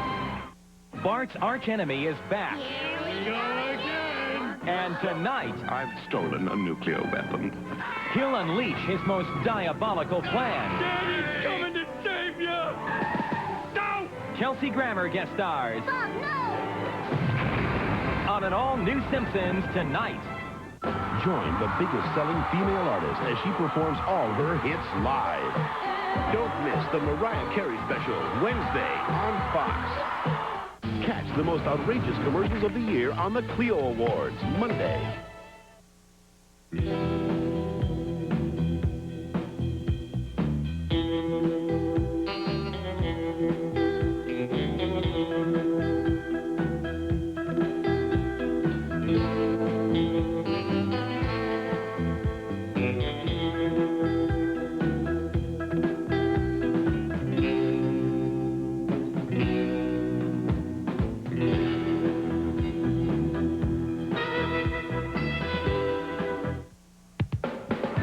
Car that's reliable, but still fun to drive. And with Ford Escort, your local Ford dealer is driven to make it affordable, too, with low 3.9 financing or $750 cash back. Or use the cash back towards your down payment. Freedom of choice has never been easier. 3.9 financing on Escort. A winning spirit, it's only just begun. Your Ford dealers, the driven one. See your local Ford dealer, home of 5 of the 10 best sellers in America. Roll into Pep Boys right now and get a full set of 4 70,000-mile tires for just $169. That's any size, any 4 70,000-mile tires in stock for just $169 at Pep Boys now. Need antifreeze? At Pep Boys and Parts USA, we've got this and that and this and that. We have every major brand at everyday low prices, like this for only that. New temp for just $3.99 a gallon after mail-in rebate at all Pep Boys and Parts USA stores now. General Hospital, Steve Burton on the next George and Alana. Dockers Halftime is brought to you by Dockers Khakis, proud makers of nice pants. And welcome to the Dockers Halftime, along with Jimmy Johnson, Howie Long, Terry Bradshaw. I'm James Brown. The game you're watching, San Francisco hurting St. Louis. Steve Young back at the helm. Steve Young looking good, but first it's Miller to Todd Kitchens in the back of the end zone. St. Louis up by 7. Kick it, hit it, slap it. Don't forget what happened in St. Louis. When Ken Norton intercepted 2 and returned them for touchdowns. Back comes Steve Young after an early interception. He finds J.J. Stokes. This is his second TV reception on the day. And then Eric Davis picks off Miller. Returns at 86 yards. Come on, Todd Kitchen, where are you? Remember what you did at the end zone. Get him right there. Don't let him go. You let him go. All the way 28 unanswered points. 49ers. They're walking, talking. Get to the end zone. Right, left, right. Get him, Howie. Kick him back. All right, Terry, can you get a little bit more excited here, Terry? 3 turnovers hurting the Rams in the first half. And the other game you're watching, Arizona and Atlanta. Whoa, Jeff George from the slot. He finds Eric Metcalf. Right off the bat, Atlanta's up on top. But then back come the Cardinals. Anthony Edwards down the sideline. Safety can't get over. Corner doesn't jam. Into the end zone. We're tied at 20-20. Boy, Craig in the first half, 236 yards passing, 2 touchdowns, 1 interception. Remember last week, only 96 yards in offense for the Cardinals. Pittsburgh by a touch over Cleveland at the half. Denver trailing Houston 28-17. Then at the half, the Jets, not a misprint, leading Seattle by 13-0. Miami and Indianapolis. Let's take a look at this one here. Dan Marino did notch 343 touchdowns, breaking Fran Tarkenton. Only 178 more than I threw. JB fires in a flat touchdown, number 343. Way to go, Dan. Congratulations. Big day, though, for Harbaugh and the Colts. Jim Harbaugh get the ball up, extend it over, breaks the plane. That's a touchdown. The ball was knocked loose. Everybody went crazy. Made no difference. 36-28. Colts now take care of the Dolphins. And Philadelphia, 7th straight victory over Washington, 14-7. Eagles improved to 8-4. San Francisco and, of course, the Rams J.J. Stokes playing well in place of the injured John Taylor. Well, J.J. Stokes is playing well, but that defense of the 49ers, I know the Rams hate to see that defense because they turn the ball over and throw it for touchdowns going the other way every time they play. And I wonder if this game, if the 49ers are going to say, same old Rams, same old 49ers. Yeah, that Todd Kincher thought this thing was on the 3-round format. Obviously, he didn't know it was a 12-round format. McNeely's manager could throw the towel in at any time. 20 picks, leads the league, San Francisco. I doubt that he'll get a pizza commercial off of this one, Howard, no doubt about it. When we come back, we'll take a look at the NFC Central picture, all of that, after this. Good one. Is there life after football? Will there still be hitting? Will there still be scoring? Oh, yeah. They're just more polite than football. Well, maybe not. The NHL on Fox debuts with the NHL All-Star Game, January 20th. Tonight, All right, let's go. Martin hires the maid from hell. She done ziplocked our whole apartment, baby. Marla Gibbs guest stars on a brand new Martin tonight. Al Bundy's up for Polk High's Football Award. Who else went to Polk, scored 4 times in one game besides you? But the winner is Terry freaking Bradshaw. now Al's plotting his revenge. 00 shoot, gold digger. And it's going to be a blast. A brand new Married with Children, part of a full hour tonight. I'm Jesse Togel, linebacker for the NFL Atlanta Falcons. I know how much we love our children. And we know what all parents want for their children, to have a chance to be the best their hearts and minds can make them. And so does the United Way. That's why they created the Success by 6 program. This program recruits and trains volunteers from corporations and the private sector to be mentors and tutors to children in early childhood. As a United Way volunteer, I've seen how it works by giving children self-esteem and confidence in their ability to learn. It's nice to be able to put your arms around your family. It's also nice to know that by contributing to the United Way, you can reach out with love and caring to all the children in our community. That's what makes this Success by 6 program possible. You make it possible when you support the United Way.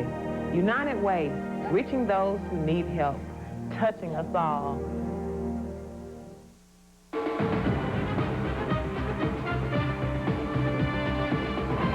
And welcome back to Hollywood. Along with Terry Bradshaw, I'm James Brown. Let's get you caught up on scores. Green Bay stifled the Tampa Bay rushing attack. 28 yards in the ground. Tampa Bay couldn't stop Brett Favre. Best quarterback in the NFL, JB. From the slot, Robert Brooks, that is, goes down to the post, back to the corner. Safety is man-oh-man, can't stay with him. This puts Green Bay up by 4, 14-10.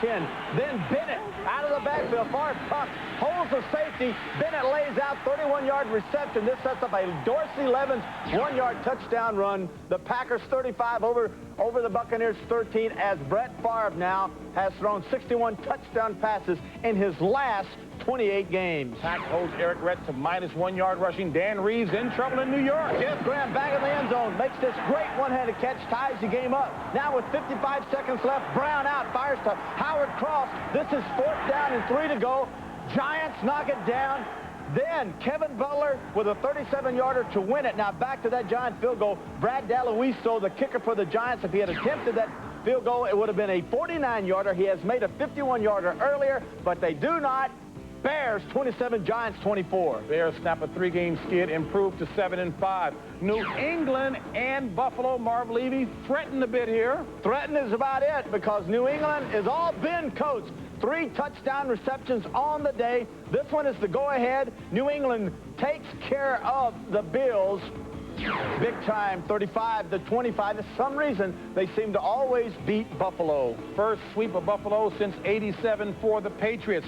Cincinnati's David Shula sizing things up. Looking things over. Got a young football team, an exciting football team, an exciting quarterback in Jeff Blake, and an outstanding receiver in Carl Pickens. This touchdown reception, his only reception of the day. This, the Bengals 17, the Jaguars 13. This is a good football team. I like Cincinnati. All right, I like my guy Jeff Blake, 19 straight game with a touchdown pass. And of course, you know we've got more halftime that will be continuing right after this.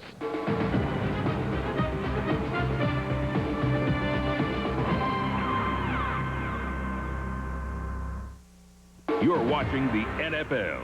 on Fox. Advance Auto Parts presents part number 12, the hand.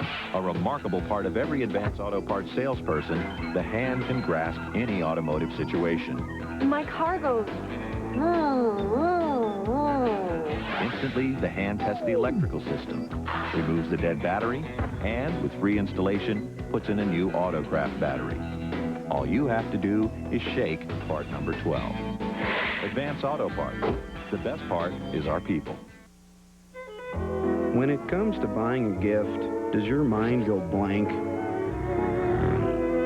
Can you only think of things that will get you in trouble?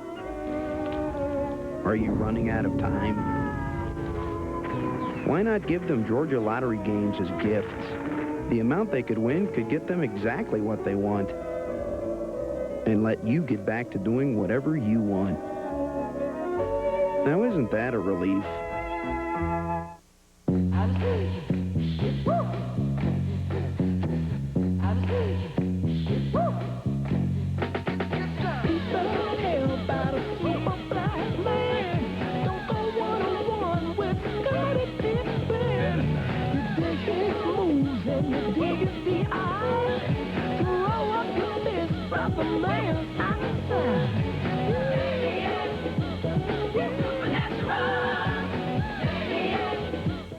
The folks at Crystal have done it again. They've come up with this dazzling limited edition Crystal. It's bejeweled with savory bacon and Wisconsin cheese. It ain't on the home shopping channel. It's only at Crystal. What would you expect to pay for this culinary collectible? Wrong! It's just 59 cents. The new Bacon Cheese Crystal is here for a limited time, so order now. Act now and you'll also receive this handsome carrying case. There's no denying the power of a crystal. Germ Warfare, Monday at 6 on Channel 5 Eyewitness News. We are tied at 20 here at the half here in Arizona. Tempe, Arizona. Who would have thought we would have a shootout? That's what we've got. Time now for Tim Green's weekly feature, The Book On. Tim Green, the author, puts this together while he sleeps at night. Here's what he came up with on Atlanta center, Roman Fortin. The book on Roman Fortin applies the principles of martial arts to football. Each battle begins by identifying the opponent. The snap leaves him vulnerable, so every play he must defend himself. As a martial artist, Fortin knows the best defense is often a good offense. For a center, hands are everything, so the ability to deliver the ball and then strike the opponent with the focus of a black belt only come with disciplined practice. With hands this quick to defensive linemen, Fortin is a 300-pound lethal weapon. A 300-pound lethal weapon, says Tim Green. He came up with that in your sleep last night? Yeah, I did come up with it in my sleep, and it's just nice that we're talking about Shakespeare and poetry and the Falcons going out karate, black belts. Whimper, you know, it's just a nice, a very kind of literal game we're seeing. Well, I'm impressed that you are impressed with our English history that we're bringing out here in this game. What impressed you in this first half? For me, it was the way Arizona got down early, could have folded, didn't, and they come back to tie it. That's impressive. It's impressive the way they all hung in there, and I'll tell you what else is very impressive. The way that their offensive line has played, and they've really neutralized the Falcons' defensive line. So far, Dave Craig has not been sacked, so that's impressive, and as you said, just the overall intensity and the unwillingness to lay down and die in a very bad situation for the Cardinals. Another thing that popped up, we were in Atlanta last week where the secondary really shut down Isaac Bruce. They held him under 100 yards, the first time that had happened in 7 weeks. They were focusing on Rob Moore in the first half, and still Rob Moore helped get Arizona back into this game. Well, he did, and when Rob Moore was single covered, it was then that Dave Craig delivered the ball to him, made the long play, made the touchdown pass, and I think you're going to see more and more of that. And as you look at this game, you have to realize that's probably the only advantage the Cardinals have over the Falcons. Their wide receivers against the Falcons' defensive backs. Arizona will get it as we start the second half. Morton Anderson kicks it, and this will be Ryan Terry. Big hole up the middle of the field. Penalty flag on the play as Terry crosses the 35, brought down around the 38. A 28-yard return by Terry, but a penalty flag on the play. But we had a wild second quarter, Tim. Atlanta scored 20 points in 3 minutes and 52 seconds. Go up 20-6. Then Arizona comes back. They score 14 in a span of a minute 38 to tie it at 20. Yeah, and as you look at Dave Craig's number, again, you have to remember that he can only put up these kind of numbers because he's got good protection, especially when you look at the 20-plus category. 5 of 7, a touchdown, and 139 yards. You don't get to throw the deep ball unless you've got time in the pocket. And this will cost Arizona part of that 28-yard return by Ryan Terry. Finally, we'll get the call from Tom White. Illegal block in the back during the return. Number 51, 10 yards. You talk about an inexact science. What happens is the official throws the flag to the point where he saw the illegal block. And then that's where they mark the penalty off from. So if the official doesn't have a good arm, somebody's going to get cheated on the penalty. Or if he's got a great arm, then the offense is going to get cheated on the penalty. Arizona, that's their 4th penalty called against them today, and they start with it just across their own 20. Their own 22, first down, and Garrison Hurst runs into his own man, gets back to the line of scrimmage, and not much more. A look at the first half numbers, which really went back and forth the entire half. Yeah, and as you look at this time of possession, that was a key thing coming in here for the Cardinals. They wanted to rest their defense, and they did. Now you look at the pass yardage up here, 238 for the Cardinals, 132 for the Falcons with their run and shoot. That is a discrepancy that we certainly did not expect coming into this game. And Buddy probably didn't expect it either.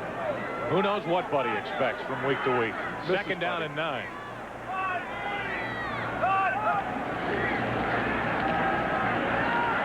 Craig has plenty of time. Not anymore. And he is sacked for the first time today by Dolman. That's his 9th of the year, but you can't fault the offensive line. Craig had all day. No, you can't. Absolutely. And Dolman works real hard against Larry Tharp and Oscar McBride. He's double teamed. He breaks it to the inside, races up. Dolman really had to cover a lot of territory to come up with that sack. Chris Dolman, his 9th sack. He had 3.5 in week 1, their first game at home against Carolina. And you see him there. He's huffing and puffing. He had to run so far. He had to run all the way past the center, upfield, and then race around the corner to get Craig down. Now a 3rd and 18 facing Arizona. 6 defensive backs into the game for Atlanta. Craig dropped again. Back at the 5, and this time it's Jumpy Gathers. Well, you talk about the forklift, and that's Jumpy Gathers' move. And this is his 7th sack of the season, and he really is like a bulldozer. Watch him here working Duval Love, and he just gets underneath him and uses pressure and strength and blast. Look at Love. Love is on his back. We talked about guys going down for a nap. Jumpy puts Love to sleep and then comes up with the sack. Beagles from the back of the end zone. Ugly punt. Metcalf will let it take a hop. And he will go nowhere. But good starting field position for Atlanta. Jumpy Gathers the most sacks of any non-starter in the NFL. He helped shut down Arizona. Tonight, the residents of Covington Point will consume 542,000 watt-hours of energy, all generously supplied by a highly efficient new power plant. The incredibly smooth 260 horsepower 1996 LS400. Unthinkable, except by Lexus. I've always wanted to do this. With NFL Sunday Ticket on DirecTV, you get up to 13 regular season games live every Sunday. So if Washington is blowing out the Bucs, just switch to the 49ers Saints game. But hey, is Emmitt Smith breaking the rushing record? Are the Giants crushing the Eagles? You get it. Not on cable, but with DirecTV. And this. Now that's a game plan. Get the last 5 weeks of NFL Sunday Ticket free for a limited time when you get a DSS dish and DirecTV Total Choice. Don't miss the best of the regular season. Do whatever it takes to get to Subway. For an Ace Ventura meal deal featuring a hot and delicious 6-inch Subway melt sub. You'll get an Ace Ventura Collector's Cup and valuable coupons, but only while supplies last. Subway, what a sandwich. The human face. Difficult terrain. Perfect for Braun's new 3-stage shaving system. One foil removes short hairs. An integrated cutter, longer hairs. The second foil completes the job. For Braun's closest shave yet. Fox NFL Sunday is brought to you by Lexus Luxury Automobiles, the result of a relentless pursuit of perfection. By Hager, 100% cotton, wrinkle-free pants and shirts. By Sega, makers of Genesis, Color Game Gear, Sega CD, and the fastest, coolest video games ever. And by Subway. What a sandwich. Now that's a water hazard. The beauty of doing a game in Arizona at the end of November, the great weather, the scary part, you can't keep Skip Shackelford and Karen McMaster in any sort of line. Nice try, Skip. Heck of an effort, couldn't get across the lake. First down for Atlanta.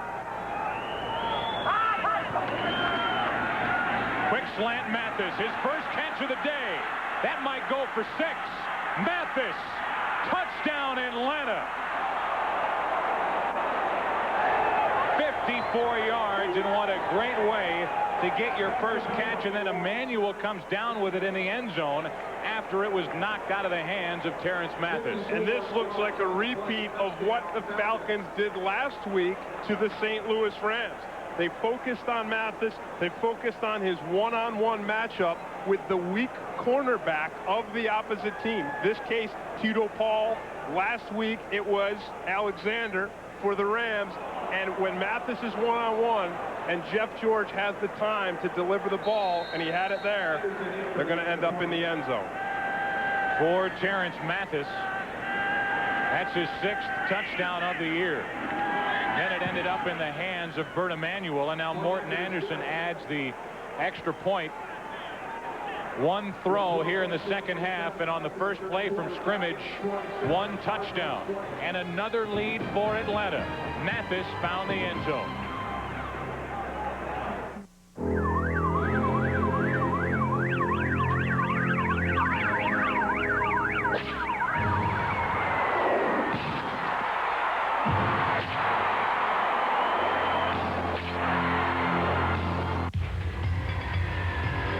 Skill Power Tools have what it takes to make jobs so easy.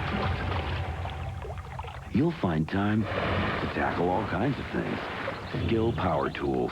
Think of all the things you can do. Raise your right hand and repeat after me. I. From this day forward, you will be the most important part of the toughest, strongest, smartest army in the world. You will be a soldier. Where else can you be all this and earn this? $30,000 for college. All that you can be.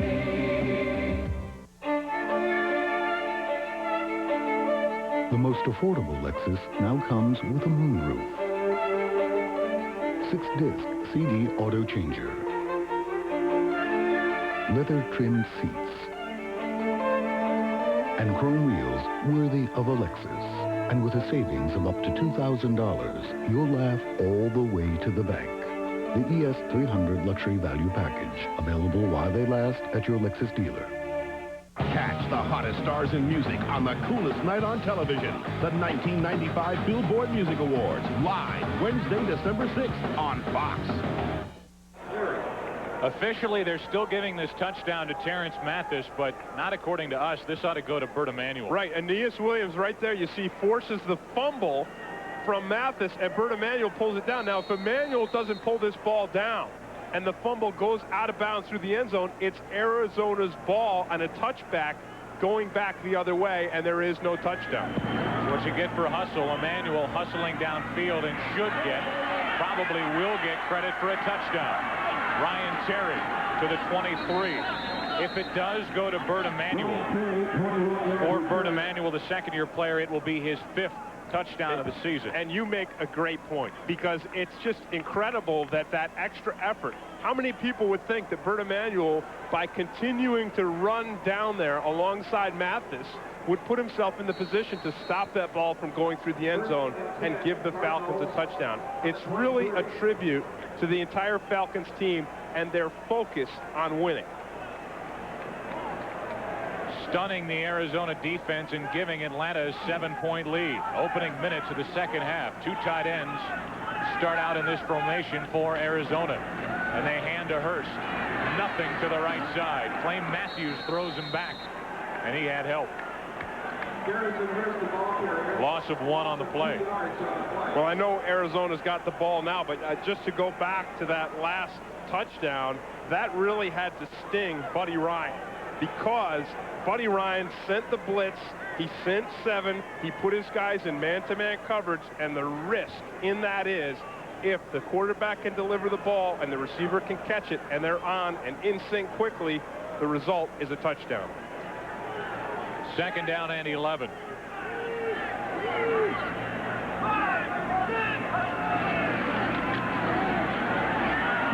Over the middle, wide open. Frank Sanders into Atlanta territory and a face mask on the end of it. 31-yard throw from Craig, who's getting time and hitting the deep routes. Watch the time Dave Craig has on this. Watch the blocking on the right side. And you see on the left side, there's a big bunch of defenders over there. So the Cardinals offensive line doing their job, Sanders doing his, and then Harper's going to get 15 for this one, because he not only gets the face mask, he rips Sanders' helmet right off. 15 yards from the end of the run. It is 15 yards, and that will bring the ball all the way down to the Atlanta 31.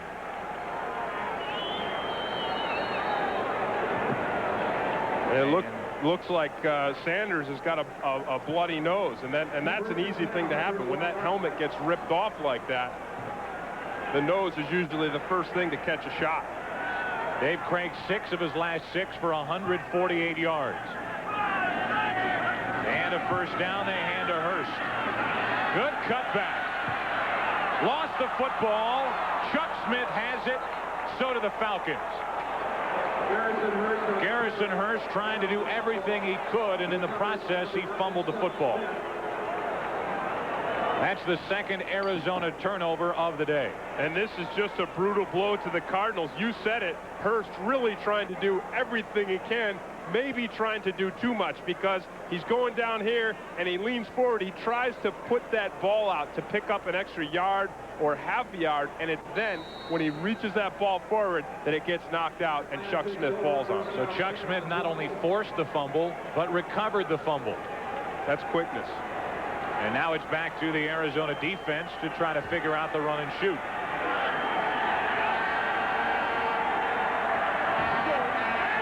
From inside their own 30. No pass rush whatsoever. And George finally throws incomplete. But as far as a pass rush, Tim, the Arizona Cardinals front is not getting to Jeff George at all. Right, you're right. And although the Cardinals sent 4, you know that one of those guys, one of those 4, is Eric Swan, and he almost always requires 2 blockers. So that means that all the rest of the way up and down the line, the Atlanta Falcons offensive linemen were really just stuffing the Cardinals defensive guys. So we're seeing some really good offensive line play today for both teams. Meanwhile, at the half, the 49ers leading the St. Louis Rams 28-7. Atlanta and San Francisco tied at 7-4 starting the afternoon. There's a sack. There's Eric Swan. And for Swan, that's 7.5. You know, Eric Swan is so quick for being so big. And the amazing thing about Swan is, as you see him there, they leave him unblocked. Nobody touches him, and you just can't do that with Eric Swan. Now, some guys, some big defensive linemen in the league, you can leave unblocked, and the quarterback can beat him out of the pocket, and they can throw that screen pass, allows the lineman to get out. But Swan's too quick, even though he's big. Jeff George under pressure. That's the first sack. He's been hurried 3 times. He's had 1 knocked down. Loss of 7, 3rd and 17. Plenty of time over the middle. Mathis and a first down across the 40. No, now they say incomplete. Mathis lost it on his way down, and it's time for Atlanta to punt. Well, you talked about the sun and the sunlight and the shadows, and you've got to believe that Terrence Mathis loses sight of this ball, because when he makes the break into the sunlight. The ball is there, but that's where he loses it. And you see it here. Here's the shadows over in this area, and if you're looking back up as Mathis was, that's what you see. You see sunspots. Dan Straczynski, another punt. Anthony Edwards waiting deep. Good snap, nearly blocked, and a beautiful punt. Edwards will let it go. And out of bounds inside the 30. The Cardinals will have it 1st and 10 at their own 26 after a 53-yard punt. From the producer of Pulp Fiction. I'm coming to get you, boy, because I'm your man and you're my man. Comes the surprise movie of the year. Time says Travolta delivers. Yeah, what did he say? I don't get involved in these matters. A heartbreaking portrayal. I can't even make it. Just do something. Absolutely electric. Travolta's just terrific. I promise you, honey, it's going to be better. John Travolta, Harry Belafonte, White Man's Burden. Rated R. Starts Friday, December 1st at theaters everywhere. There's nothing like a good bacon cheeseburger. But no matter how much you dress it up, dress it down, or disguise it, it's still a bacon cheeseburger. Unless it's a bacon cheeseburger burrito from Taco Bell. Introducing 3 classic bacon tastes loaded with bacon. The bacon cheeseburger burrito, the BLT soft taco, and the chicken club burrito. The Taco Bell sizzling bacon menu starting at 99 cents. One thing people can't disguise is how much they love them.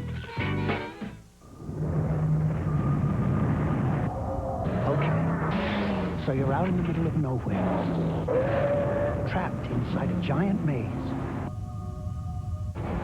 A 10-ton ball is chasing you. It's trying to crush you. Hey, it could happen. The powerful, comfortable T100 Extra Cab. It's the Toyota of big trucks. You don't lead the league in touchdowns allowed without being a gambler. Here's what Buddy Ryan's last gamble did. He sends the front 7 on the blitz. That puts all 3 defensive backs in man-to-man. It leaves center field completely open. So watch down here, the man-to-man coverage on Mathis. Paul gets beat, and there's no one there to stop him.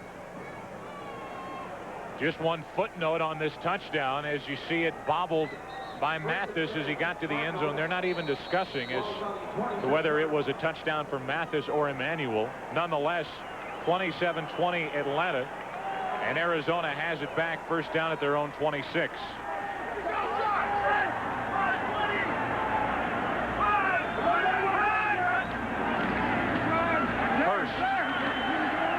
We've seen Arizona try to run right quite a few times today, Tim, with very little result. Right, limited success, and you really have to believe that the only reason they're continuing to try to run the ball is to just provide a little bit of a changeup, because really the only success that they've enjoyed today has been the passing game, and really they need to go to it. I mean, I understand the changeup, but a passing game on 1st down really is a good thing, because people don't expect it as much.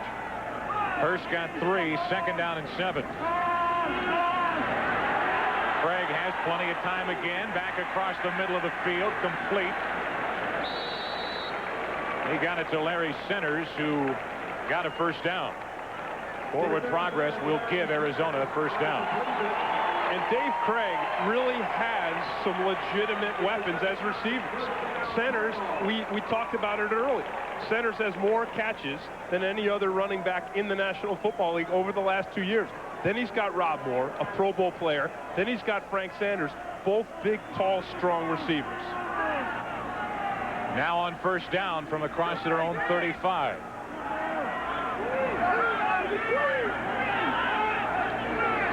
Toss first penalty flag on the play. And Hurst lost a yard. Darryl Talley out there to make the stop, and he was joined by John Burrow. The Falcons' front seven defensively are really shutting down this run, even though they're outmanned by the Cardinals. And that's why Dave Craig is checking it.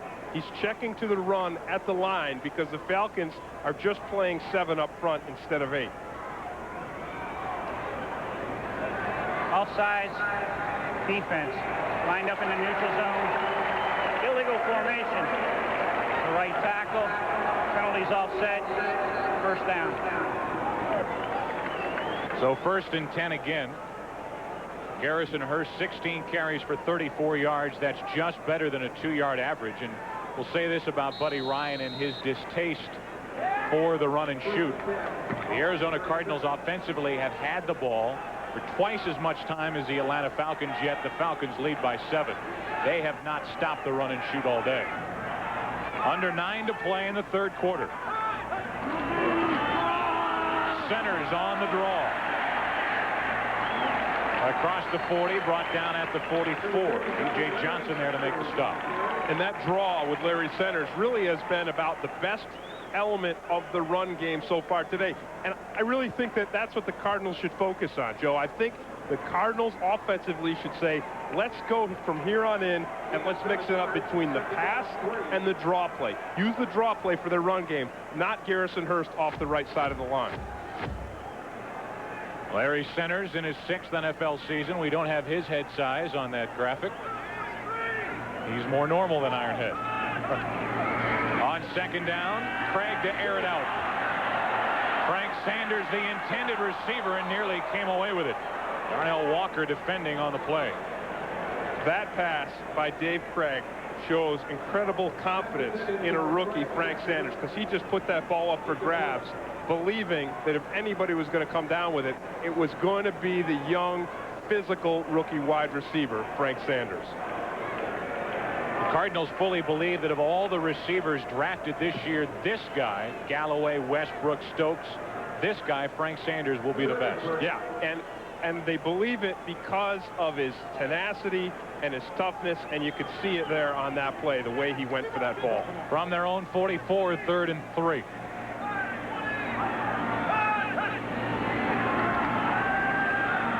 Plenty of time over the middle, dropped Anthony Edwards. Right in his hands. Couldn't get the first down. We'll check in on the 49ers on a McDonald's game break up to San Fran, out to Hollywood. JB. All right, Joe, no problem. The 49ers with the Rams. Steve Young connecting with who else? Jerry Rice. That makes it 35-7. They beat him 44-10 the first time. Let's take it back to Joe Buck and Tim Green. Thank you, James Brown. So looks like San Francisco will end the day 8-4, and Atlanta hoping to do the same. Leading by 7 and about to get it back. Bad snap to Fiegels, and the Falcons recover inside the Arizona 25. Ron Davis falls on top of it, and a special teams mistake could cost Arizona dearly. That's the Cardinals' 3rd turnover, and it comes on a bad snap or a bad catch from Jeff Fiegels. Yeah, and this is the kind of thing with Buddy Ryan that really can get you cut. And the snap is a little bit to the right side. You almost have to wonder again, as you look at the sunlight there, if the snap got high enough to affect Fiegels' vision on that ball. And I really think that it did, because you see him right there in the sunlight, and he just flat out doesn't catch it. He loses it, and then it's a heads-up play by the Falcons special teams. Ron Davis falls on top of it, and now Atlanta has it from the Arizona 22.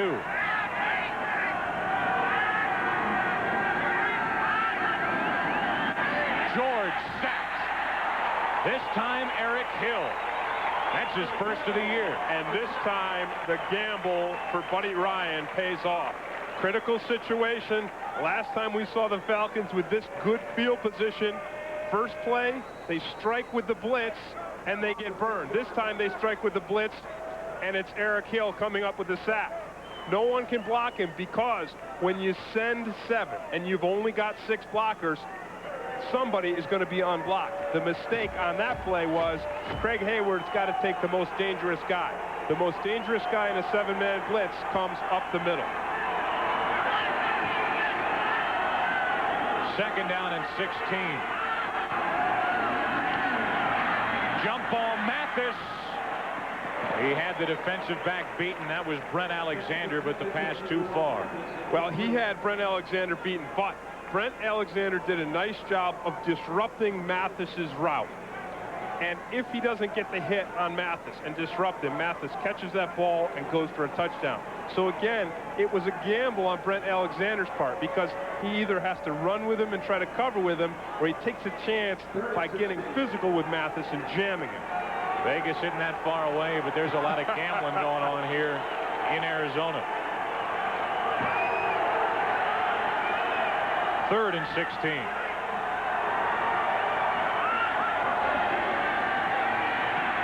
George flush. On the run, he throws, incomplete. Emmanuel, the intended receiver, and time to try a field goal. That was a nice defensive series by a Buddy Ryan defense, and that's really Buddy Ryan's trademark, is to come out, be very aggressive in a critical situation after a critical turnover, and have your defense just send those guys loose. Just unchain them and let them roll to the quarterback. First field goal try of the day for Morton Anderson. 46-yard try. Good snap, good hold, good kick. And now Morton Anderson in this range is 4 out of 9, but there is a penalty flag on the play. So we'll check the flag, and this is going to cost Atlanta. It's a holding, and that may take Morton Anderson back out of field goal range. It will. From 46 yards to 56 yards, and a killer holding penalty against Atlanta. The reason I said may. Number 34, 10 yards, still 4th down. That's Ironhead Hayward, Craig Hayward on the holding. But the reason I said may is because it's conceivable that Morton Anderson could kick a 56-yarder. He has a career long of 60 yards. How'd you like that I knew that? All that homework pays off eventually. Left of the screen, we're going to look for Ironhead Hayward. There he is, 34 on the edge, and he does get a hold of Tito Paul and drags him down. Nice effort by Tito Paul, by the way. But the part that hurts for Atlanta, the ball was already gone when the hold occurred. Now Straczynski with a perfect punt, down by Ron Davis at the 1. A 37-yard punt, and the Arizona offense will take over just inside their own 1. They trail by 7. If you were to take every honor, every award, everything positive that's been said about the Toyota Camry and laid them end to end, you'd probably ask yourself, why did I do that? With option package savings, why not lease one for $249 a month, 0 down, and come up with a few accolades of your own? The 1996 Camry, the gold standard from Toyota. Should a man be judged by what he wears? Are you really any less of a man because you don't wear the right shirt or pants? Should you have to wear a shirt or pants at all? Ask yourself, hasn't our society advanced to the point where a man can feel comfortable in a dress? Probably not. Always appropriate 100% cotton pants that are soft and wrinkle-free. Hager, stuff you can wear. Here's a gift the whole family will enjoy. Not just day after day, but year after year. The gift of Prime Star. The only satellite TV you can get without having to buy a dish. A service that offers up to 95 channels in digital picture and sound with no equipment to buy. Starting at about $1 a day. To give this special holiday gift, call 1-800-PRIME-STAR and enjoy the holidays. Critics call it excellent. This is the TV movie format at its best. You hustled to pay for this. Did this for us. The Price of Love, world premiere Tuesday. Well, Joe Buck, I know that I'm always saying you're right, but you're right again about this hold, because the ball is gone at the time Hayward pulls down Tito Paul and draws that penalty, which results in 0 points for the Falcons. Atlanta took over on the Cardinals' 22-yard line, and they come away empty. Leading only by 7. Arizona has it from their own 1. And I can't wait to see half the distance to the goal line after illegal procedure. Left guard Duval Love, it looked like, jumped a little quick. That's the least costly offsides penalty I've seen so far this season. Offense. Moving prior to the snap, after distance from a yardage standpoint. That's the hard-hitting analyzation that we expect out of you. Well, it's true. They were inside their own 1.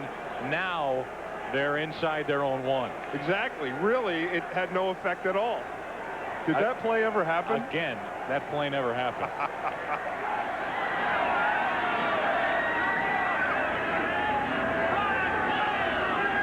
First and 10. Penalty flag, and this could be the least costly holding penalty that you will see all year. So so there is an offensive advantage to being back down in your own territory, isn't there? Because penalties just don't hurt you. Absolutely. I don't think Buddy Ryan shares the sentiment. This is the offense that he... this is why he doesn't like the offense. Right, exactly. Not his own offense, any offense. Holding. Number 64 offense. Penalty is declined. Second down. Jamie Dukes, former Falcon. Former Falcon, former teammate. Let's take a look. Jamie's got those big, long arms. How can you call that? How can you even call that and throw the flag? That was a flag they should have picked up. A gain of 2 on the play, so second down and 8. Centers gets to the 5, and that's it. They'll have 3rd and 6 coming up from their own 5. This is starting to look like rugby. A scrum, would you say? That's what I would say. I would say that the Cardinals better get the ball in the air and get themselves out of this hole, because you don't want to have to punt again and give the run and shoot the ball inside your own territory again. You're really putting too much pressure on that gambling defense. 3rd down and 6. From their own 5 for Arizona. Dump off to Centers. Breaks the tackle. Gets a first down across the 15. You almost knew that was coming. And still Atlanta couldn't stop Larry Centers. Oh, that was a heck of a play by Centers and a heck of a play by his offensive line. A well-designed play. Watch here the work on Chuck Smith. Right here, he's working against Selby. Selby cuts him down, rolls, knocks him out, and then rolls into him again.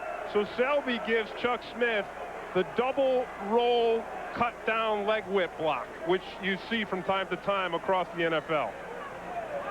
12-yard pickup, first down for Arizona. To the sideline, wide open. And another first down out near the 30. And again, it's Rob Moore. He's brought down at the 31. And here it is, and this is smart by the Cardinals. It's smart because they're using their strength, their tall, big wide receivers, against the Falcons' weakness, which this year so far has been their secondary and the coverage. And if Craig can have time, and he has it here, then he will do damage. Once again, Moore, you see that leaping ability. He's a big, tall target. It makes the throwing easy. Dave Craig is over 300 yards passing for the 4th time this season. Delayed handoff to Centers, and he works the pile across the 35. Jumpy gathers, ends up on top of him, a gain of 5. And Jumpy is not a guy that you want to have end up on top of you. You know, Jumpy, we were teammates in Atlanta, and Jumpy, I'll be honest with you, really never liked me. Why is that? I don't know, but he didn't. I don't know if Jumpy, he doesn't like a lot of guys, but look, I mean, look at him. Can you imagine having a guy like that who doesn't like you? It made me rather I don't know, cautious in the locker room, uneasy, shall we say. Also made you a broadcaster, maybe a little sooner than you would have liked. Second down and Craig to throw. Wide open is Centers. You better find him in the pass pattern. He's brought down at the Arizona 45. So a drive that started back inside their own 1 is now 1st and 10 at their own 45. And the Cardinals have found the key to their offensive success this game. Mixing the ball up, getting the protection that Dave Craig needs, and mixing the ball up between Larry Centers and his wide receivers, Rob Moore and Frank Sanders. Coming up on 3 minutes left in the third quarter, Atlanta leading by 7, but Arizona now moving the ball.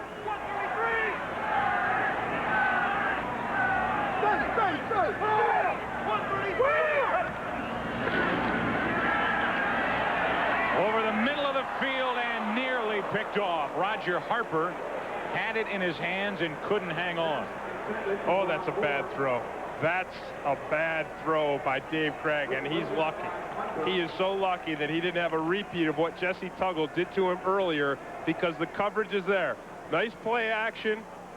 Does not draw Roger Harper. Does not fool him at all, because Harper doesn't bite on this run play at all. Dave Craig looking, and I don't know who he's angry at. He's, you know what? He's angry at the receiver. He's saying you got to cut that in more. You got to make the break sooner. Second down and 10. Plenty of time again as Craig dumps it off to Centers. Larry Centers inside the 40. Larry Centers to the 40, 37, and a first down for Arizona, a gain of 18. You know your team is hustling, and you know everybody believes when the fullback's catching the ball downfield and the running back is the guy making the block. Keep your eyes on Garrison Hurst on this play. Number 23. He goes out.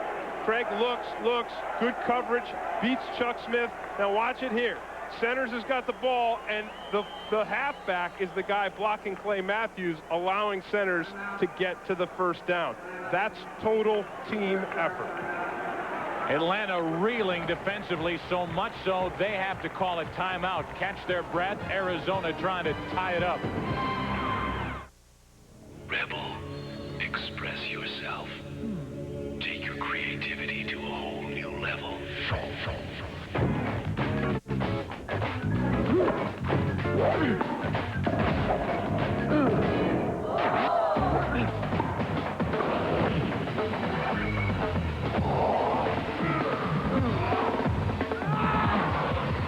Express yourself with EOS lenses and the Rebel X from Canon. Need a break? Yeah! Well, come on! The Monopoly game is bigger, better, and back at McDonald's. Just order any of these McDonald's food favorites to get your game piece. Win instantly, or collect and win. Cruises, Dodge Vipers, cash, $1 million. Wow!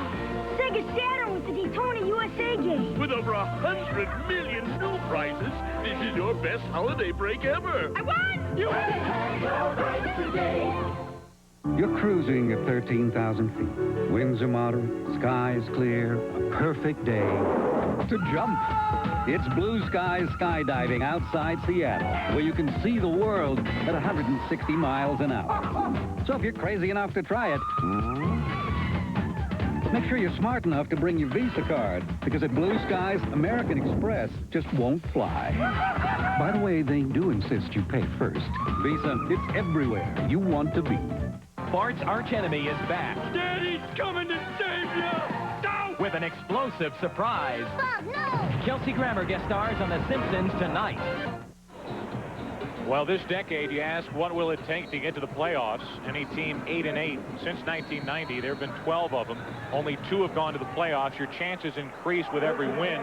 You get to 10-6, your chances are very good. 9-7, not that bad. Right now, Atlanta 7-4. And not an easy schedule the rest of the way.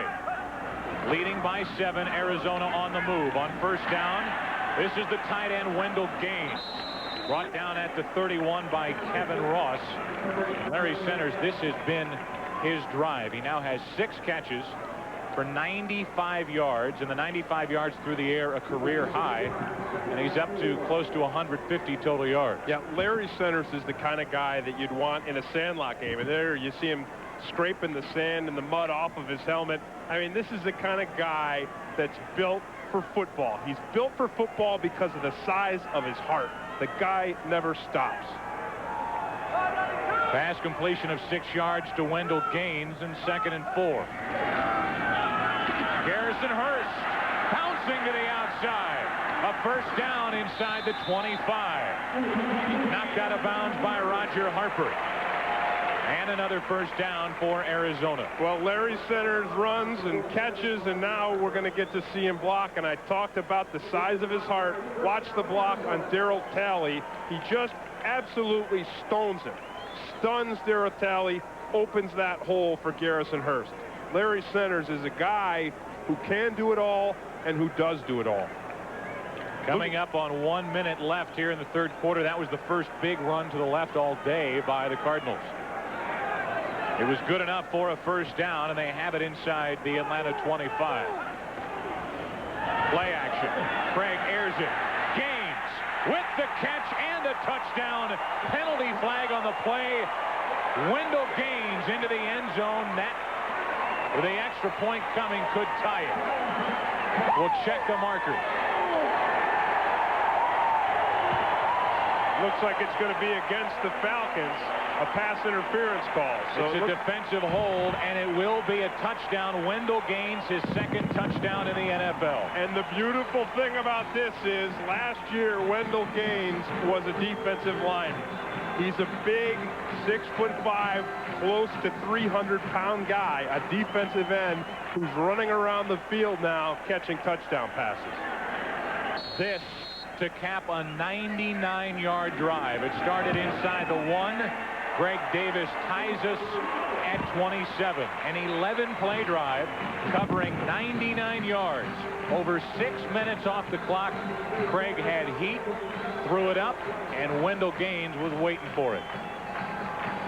And Gaines brings this ball down just like a wide receiver. And like I said, it's just a thing of beauty when a guy who can play defensive line still has the athleticism to change positions, change to a tight end, not just a blocking tight end in the running game, but a guy who you can send out into a pass pattern.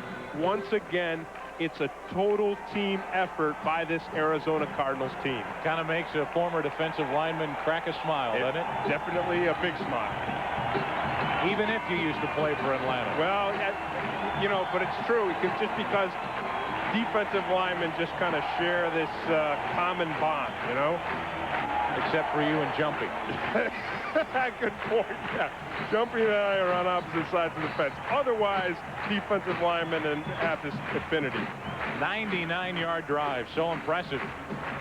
Over 6 minutes off the clock, and Arizona has dominated time of possession. Now Roel Preston waits for the kick along with Jamal Anderson, as Greg Davis will get rid of it for Arizona.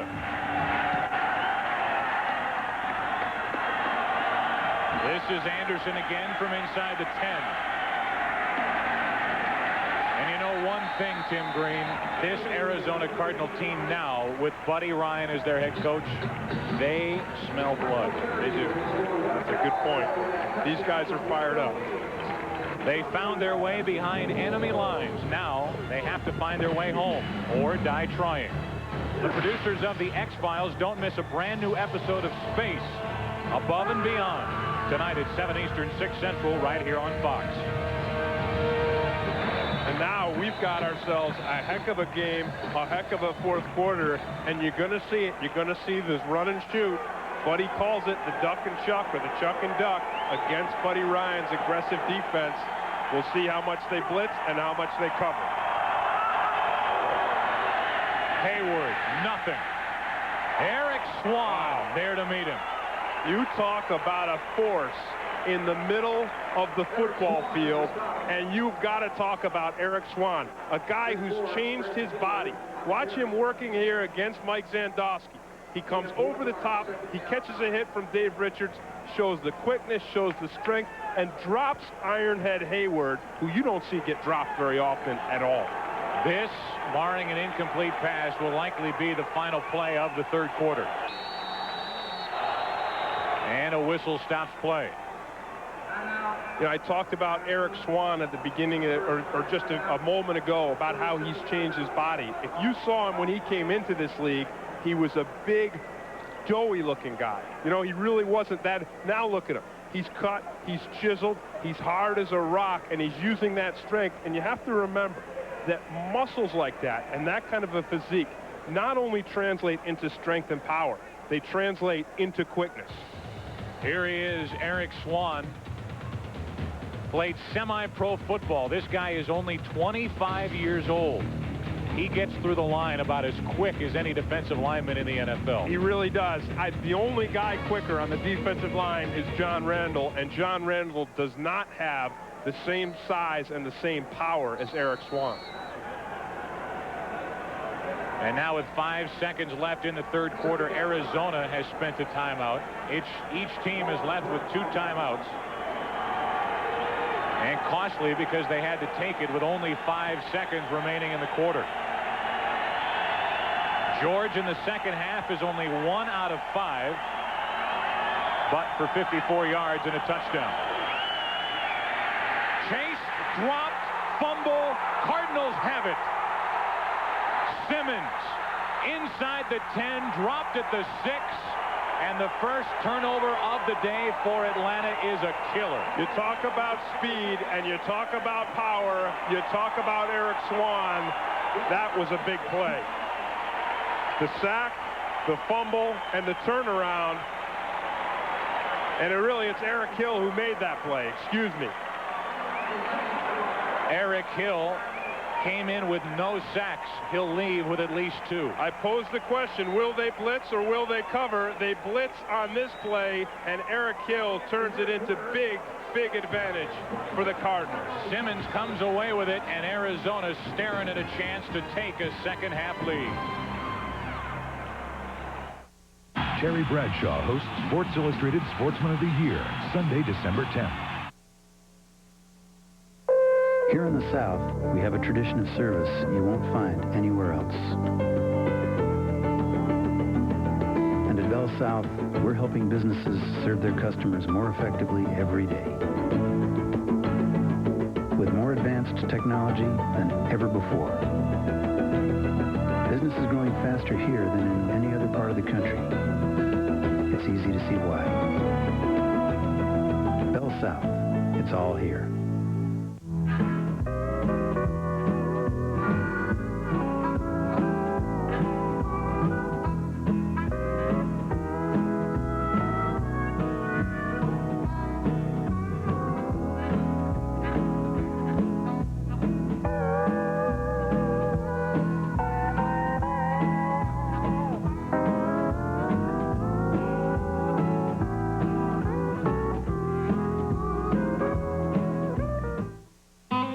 Floyd's Knobs, Indiana, people drive from miles around just to see Don Ballard. Because when it comes to car repair, well, there's not much he can't fix. You see, Don's the type of guy who believes that doing a job right and saving money go hand in hand. So he begins each job with a trip to AutoZone. Sure, it's a 20-mile drive. There are other parts stores along the way. But for Don, when it comes to getting the right part for the right price, there's just no place better than AutoZone. Germ Warfare, Monday at 6 on Channel 5 Eyewitness News. You're watching the NFL on Fox. Shadows have completely covered the playing field here at Sun Devil Stadium. We're tied at 27, and after the first Atlanta turnover of the day, the Cardinals have it first and goal at the Atlanta 6.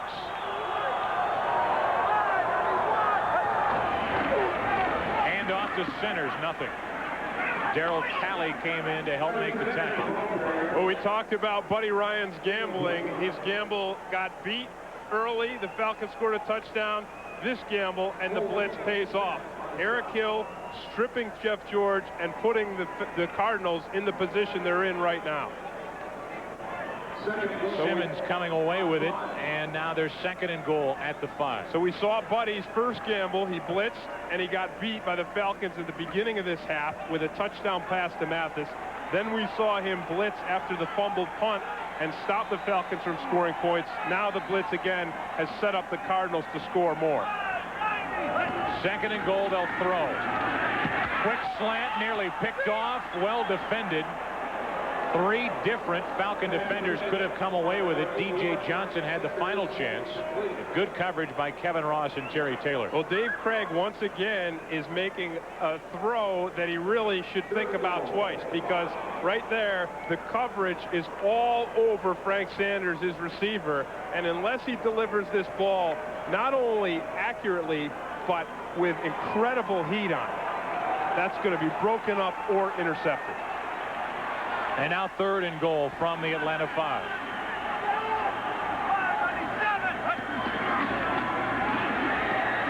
Incomplete, and again it's D.J. Johnson with a chance to pick it off, and the crowd a little unhappy.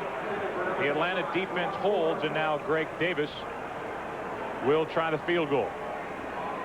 Well, that's a big victory for the Falcons defense, because anytime you've got yourself backed up to the end zone and you're already in field goal position and it's a turnover and it's a change of momentum, if you can shut down the offense and force them to kick a field goal, you've done your job.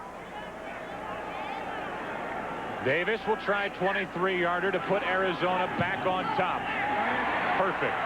That's his 3rd of the day. And the Cardinals lead 30-27, but a big stand by the Atlanta defense. They keep the Cardinals out of the end zone.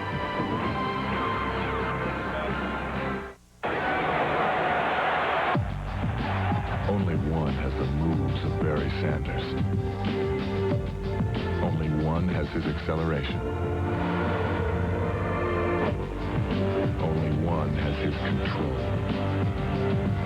Only one has such breathtakingly perfect balance. Seville STS with the North Star system. A great performer creates a higher standard. If you can't wait till the big day to peel off the wrapping, McDonald's has some appealing news. We're going to give you a break. The Monopoly game is back for the holidays, bigger and better, with over 100 million prizes. Buy one of these food favorites and get 2 chances to win. Collect and win, or win instantly. You could win $1 million, a Dodge Viper. Fabulous food prizes. Sound appealing? Then get to Mickey D's before the holiday Monopoly game is gone. Have you had your break today? Dearly beloved, we are gathered here today. This is dull. Doesn't have to be. And now the starting lineup. That groom from Texas, Billy Clyde Humphrey. And at Bride, a 5'6" debutante from Alabama, Nell Peterson. The Humphrey wedding brought to you by Miller Lite. When you've got the great taste of an ice cold Miller Lite, life is good. The vows are up. I do? I do. And they're good. Whoa, Nelly! That was beautiful, man. Fox NFL Sunday is brought to you by Cadillac and your Cadillac dealer, creating a higher standard. By McDonald's, the official restaurant of the National Football League. By Levi's Jeans, we put more than denim in every pair. And by IBM, solutions for a small planet. Beautiful time of year here in Tempe, Arizona, just southeast of Phoenix. And Arizona kicks it back to Atlanta. Jamal Anderson from the 11. As she got to the 28. Simon Shanks, their #1 special teams tackler there for Arizona. Next week on Fox NFL Sunday, it's a tough interconference matchup as the Falcons take on the Dolphins and the Redskins battle the Cowboys. The clash between NFC East rivals plus other exciting regional action. It all begins at noon Eastern, 9 a.m. Pacific. Check local listings for the game and time in your area. Tim, the Cardinals were able to get a touchdown drive started from inside their own 1. They went 99 yards, couldn't get it in from their own when they started at the Atlanta 6. Big stand by the Falcon defense. Big, important turnaround, allowing this run and shoot to be able to get themselves back the lead with a touchdown. Down by only 3. They start out throwing, and Eric Hill brings down Roel Preston just short of a first down. Now time for a McDonald's game break. Back to Hollywood and JB. And we'll give you the update to show you exactly what's happening here with the Rams. Yes, indeed, turnovers galore. This is the 5th one of the afternoon, and that explains why they are trailing 41-13 in the fourth. Mark Rippon at the helm. Let's take it back to Joe Buck, Tim Green. Well, obviously San Francisco will end the day 8-4, but will Atlanta? They trail by 3. Opening minutes of the fourth quarter. Hayward got a first down. Eric Swan there to throw him back, but it appeared that Hayward, and he did, he got a first down. I haven't seen anybody in the National Football League bring Craig Hayward down the way we've seen Eric Swan bring him down. Because the way Swan brings him down, he tackles him up high, he wraps his arm around and just tosses Hayward down like he's any other back, and Craig Hayward is not any other back. He has only 23 yards today after racking up 117 last week at home against St. Louis. 1st and 10. Deep, Metcalf. Did he make the catch? Yes, he did. You can hear the Arizona sideline saying that he trapped it. He didn't. 30-yard completion, and it was Eric Hill who was there with Metcalf. And this is the problem you have when you put a linebacker on a wide receiver, because you see it there. The linebacker is not used to running foot for foot with the wide receiver and then reading his eyes, because a defensive back will watch Eric Metcalf's eyes, and when Metcalf's eyes go up in the air to the ball, a defensive back will turn and make the play on the ball. Eric Hill did not make the play on the ball. If he had, he could have turned around and picked that one off. And on the end of it, a roughing the passer call will cost Arizona further yardage, and Atlanta will have it first down at the Arizona 15. Here's the late hit. Jeff George gets rid of that ball. Seth Joyner hits him from behind, and that was an obvious one because that ball was gone for a while. Metcalf now 6 catches for 78 yards and a touchdown, and it's 1st and 10 Atlanta at the Arizona 15.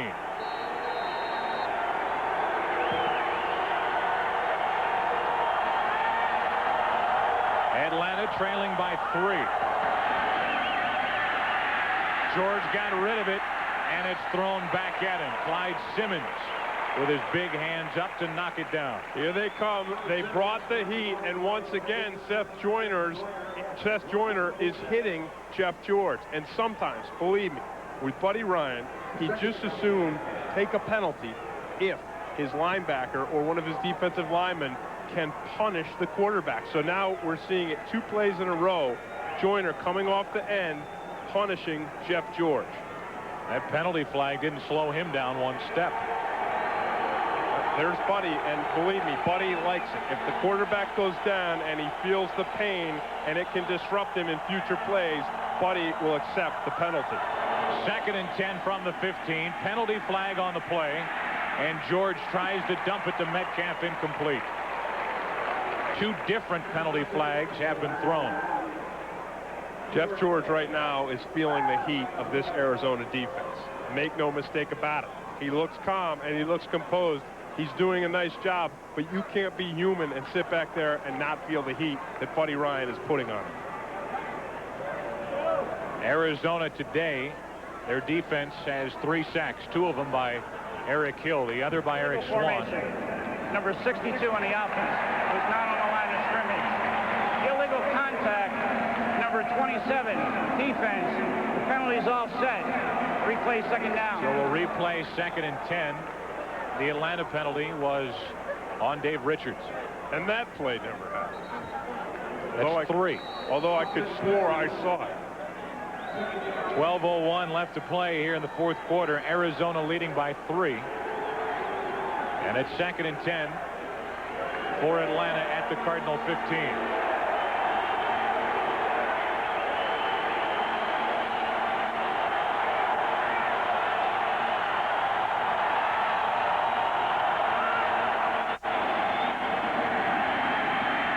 George rolls, finds Metcalf. Down inside the 5, and it'll be 1st and goal Atlanta. Lance Brown made the stop. Well, we talked about Craig Ironhead Hayward and what a physical guy he is and how impressed we were with Eric Swan's tackling of him. Watch him when he turns himself into an offensive lineman. Watch him blocking Bankston. knocks Bankston, just lifts him right up off the ground. That's what gives Jeff George the time to find Metcalf. For a 12-yard gain, and now first and goal. The ball at the Arizona 3.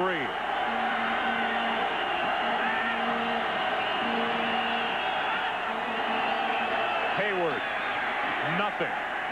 Brent Alexander from the secondary came up, went low, and dropped him. The Falcons in the last few weeks have done well in the red zone, but this is the area where people become critical of their offense in the red zone, because 4 wide receivers is not the formation that you want to grind it out. Now what the Falcons are going to do is they're going to bring in a tight end in Mitch Davis. They're going to bring in an extra running back, and they're going to try to grind it out and pound it out. Mitch Lyons, the tight end. Excuse me. Second down and goal. Jamal Anderson. Touchdown Atlanta. Jamal Anderson ran over Eric Hill, carried him into the end zone, and Atlanta's back out in front.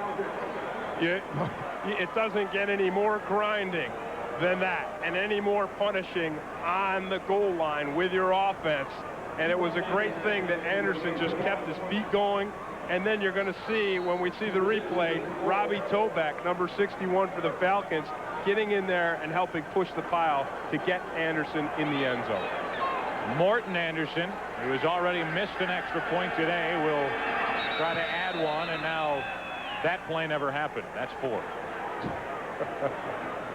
So we will have a re-kick because the flags and whistles all happened before the play. Right up in front of Jamal Anderson, you see here to the left, you've got Ironhead making the block on the defensive back. You've got Mitch Lyons, and now watch Tobeck. Tobeck's in there in the middle, just pushing this pile, grinding it away. Anderson keeps his feet, and that's what gets him in the end zone. For Jamal Anderson, that's his first touchdown this season. 7-play drive covering 71 yards and 3:25 off the Neutral clock. zone infraction. Number 59, defense. That penalty will be in the bank and enforced on the succeeding kickoff. We'll retry from the 2-yard line. So they will retry the point after and enforce the 5 yards on the kickoff. But one thing about that goal line offense that June Jones put in, you have to admire June Jones, who loves the run and shoot, for just not having too much pride to say, hey, I'm going to put in a tight end, put in an extra back, and grind it out with my 2 big backs. And that tight end goes by the name of Mitch Lyons. I apologize. And he's a former teammate of mine, so I really have no excuse. Now he doesn't like it. Penalty flag on the play. So another penalty flag and unsportsmanlike conduct against Arizona, and Morton Anderson will be kicking off from about the Arizona 30. Seth Joyner looks to be the hottest about the call. Jamal Anderson picks up his first career rushing touchdown. Well, Seth Joyner better be careful, because this is still a football game, and the last thing he wants to do is put a hand on a ref and get himself ejected. You see Aeneas Williams there getting himself between Joyner and the ref. That's smart by Williams. So Atlanta back out in front. Jamal Anderson, his first career rushing touchdown. Eric Hill will never forget it.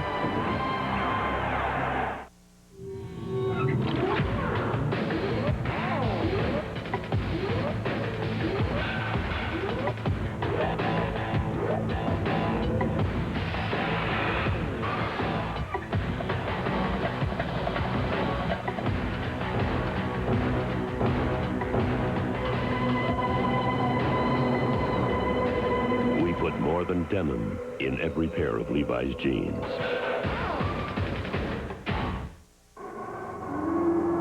In this day and age, the old camcorder with its tunnel vision is, shall we say, history. Now look at the world with a sharp view cam. The big bright color view screen frees you to see all the action, and the pivoting lens gets shots the old camcorders can't. There's even instant replay with color and sound. So it's out with the old cam, in with Sharp View Cam. Now, get up to a $200 rebate when you buy a Sharp View Cam. I'm just not comfortable anymore. Really? I'd like something more contemporary. with more of the luxury, security, and room we've worked so hard for. So you want a new house? No, a Cadillac DeVille.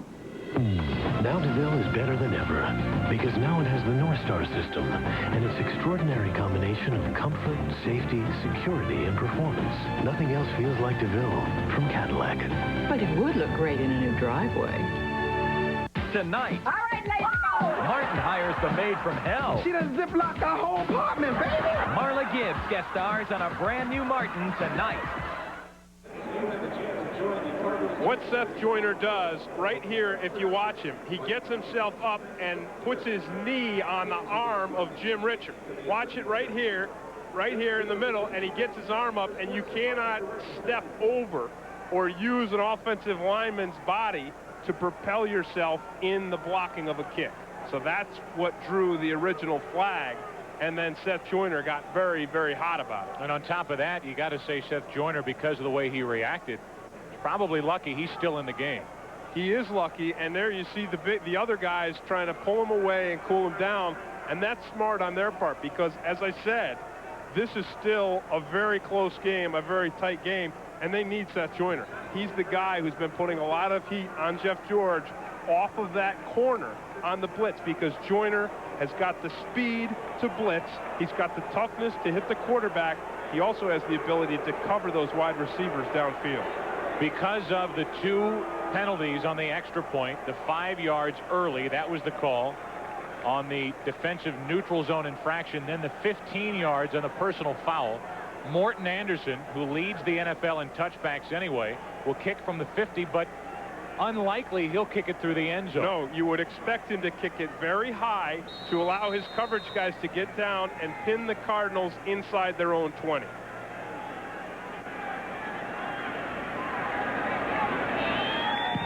No, he doesn't.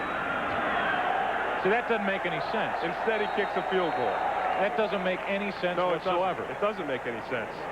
Squib it, do anything to get the ball down inside the 20. Why you boot it through the end zone, and Arizona gets it at their own 20. You take away every advantage you have of kicking from the 50. Yeah, and you see the guys laughing on the sideline, and it's great and it's funny, but it doesn't make a lot of sense strategically. Meanwhile, Morton Anderson has been around a long time. This is his 14th year. But Arizona get the 2 penalties, so what? Morton Anderson's going to kick it into the end zone either way. They get it at their 20.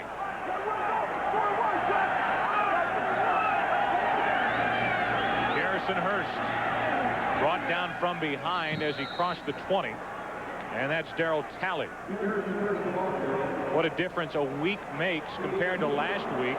This offense, which is having its best day yardage-wise of the season, has turned it totally around. It's unbelievable, and really they've done it with their passing game. Dave Craig has found his receivers. He's spread it around, and then if you look at this number here, that's an important number because they've kept their defense off the field. They've kept their defense rested, and that's why the defense has been able to bring some heat and have some success against the run and shoot, albeit not complete success. Now on second down, this is Rob Moore, and that's a first down out near the 35. D.J. Johnson there to make the stop, a gain of 13.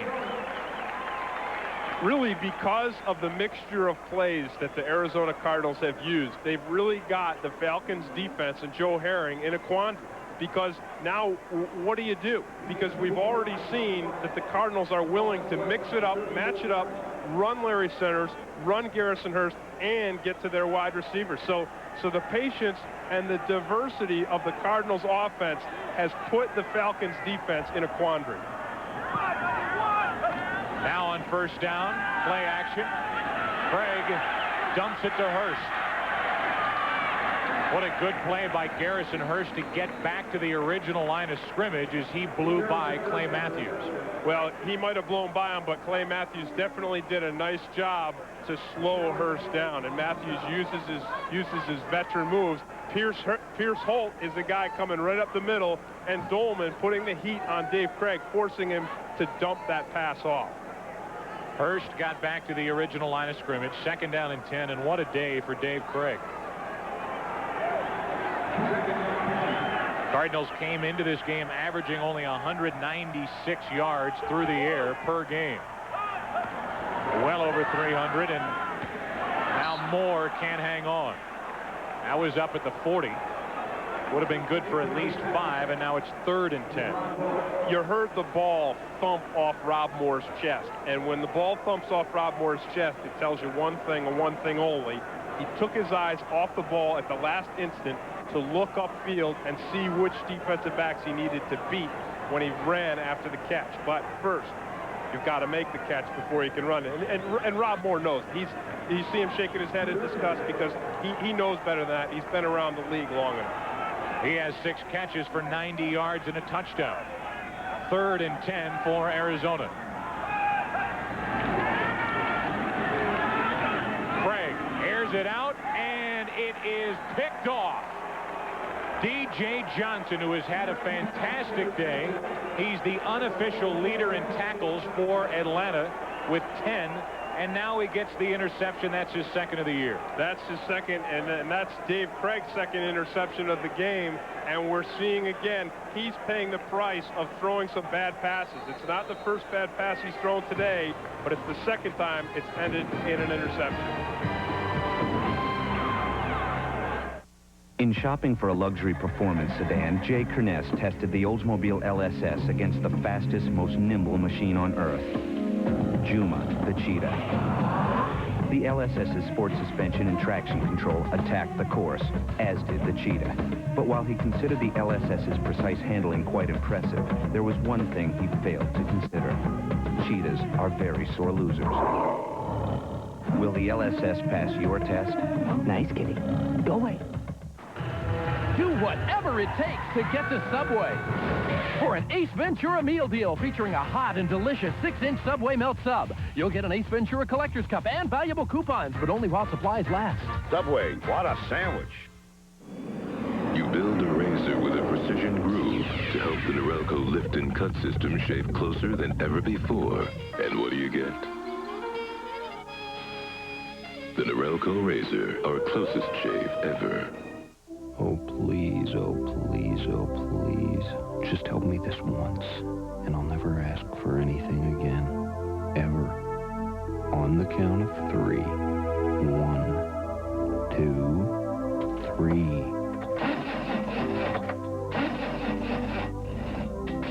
Oh. Next time, get a dependable Interstate battery. We check them before you buy them for fresh power. Guaranteed. Getting behind enemy lines wasn't easy, but getting out may be impossible. A brand new Space Above and Beyond tonight. Well, you throw for 370 yards, and it's still not enough. The big number 2 interceptions, and a conference-leading 16 for the year for Dave Craig. And he wasn't happy. No, I mean, how could he be? That was, you know, the game's on the line. But D.J. Johnson was happy. He gets the interception, and now Atlanta takes over inside Arizona territory, and they go right back to the air. Over the middle, the tight end Lyons. Mitch Lyons down inside the 15, and that's only his 5th catch of the year. Well, you talk about total team effort, and now we've seen it from both teams going to their tight ends in critical situations. It's a simple rollout, and the tight end across with the crossing pattern. Mitch Lyons does a nice job, pulls it in, but gets hurt on this play. And he's still down out there. So Lyons, who gets only his 5th reception of the year. His first catch of the day is flat on his back. But the Falcons will have it 1st and 10 from the Arizona 12. And right now it looks like they're checking out Mitch Lyons' neck. And he did come down on his head. We'll take a break, come back and check on Mitch Lyons. Then we'll talk about Jeff George and his contract situation in Atlanta. Touch the future at Radio Shack. Touch total image video. Aptiva from IBM. Touch theater sound. Touch a complete multimedia experience. The IBM Aptiva has it all and more. Touch it for yourself at Radio Shack. And with special credit terms, we'll not only help you touch the future, we'll help you own it. Radio Shack. You've got questions, we've got answers. Well, the good news for Mitch Lyons, he is in a seated position, so the neck is A-OK. Yeah, if you watch it here, though, he gets upended. Brent Alexander's on his feet.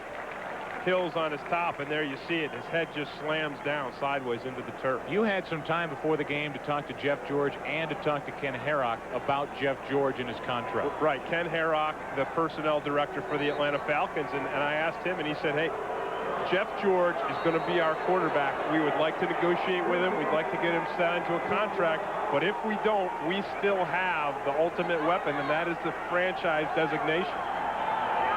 He becomes a franchise player, designated franchise player. He isn't going anywhere. Hand off to Hayward, middle of the field, wide open, and Hayward down inside the 1. Aeneas Williams there to save the touchdown, a gain of 11, and it'll be 1st and goal from the 1. And this is the problem that the Arizona Cardinals defense has struggled with all season on the run game. When you get the initial blocks, and here they just open it up like a floodgate, and then they turn Ironhead Hayward loose. Hayward takes the false step to his left and just draws the whole Cardinal defense to that side, making the blocks quite easy for Hayward's offensive line. Hayward only 34 yards on the ground. Jamal Anderson to the goal line, not in. About half a yard shy of a touchdown.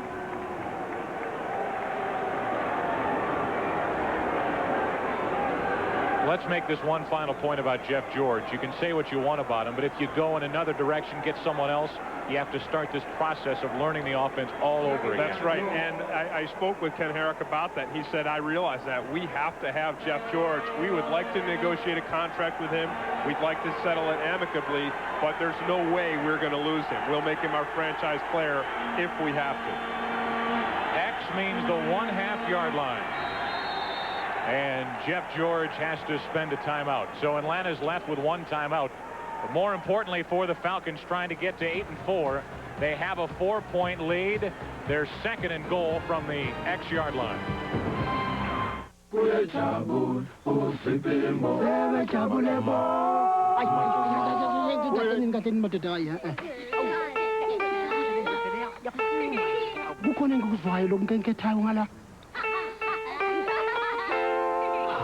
Kuyini kona lokho?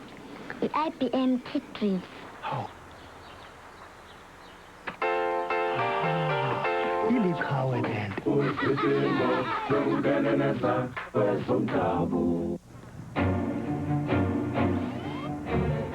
Cover for me. I've got the plans. You got your bill. You can't be taken alive.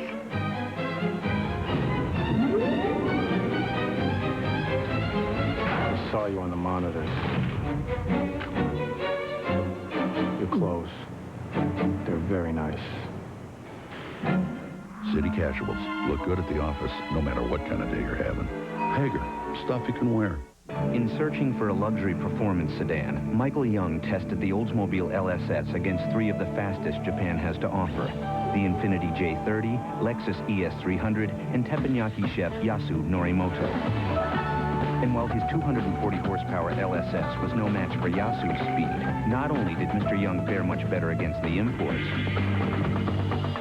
he had them for lunch. Will the LSS pass your test? Sun is setting in Arizona, so are the hopes for the Cardinals to beat the run and shoot and Atlanta if they can't keep them out of the end zone. One thing Jeff George's timeout did, not only did it give him time to regroup, it slowed down and cooled down this Arizona defense. When you are in a goal line stand, you're in the midst of a game, your adrenaline is pumping, your blood is hot.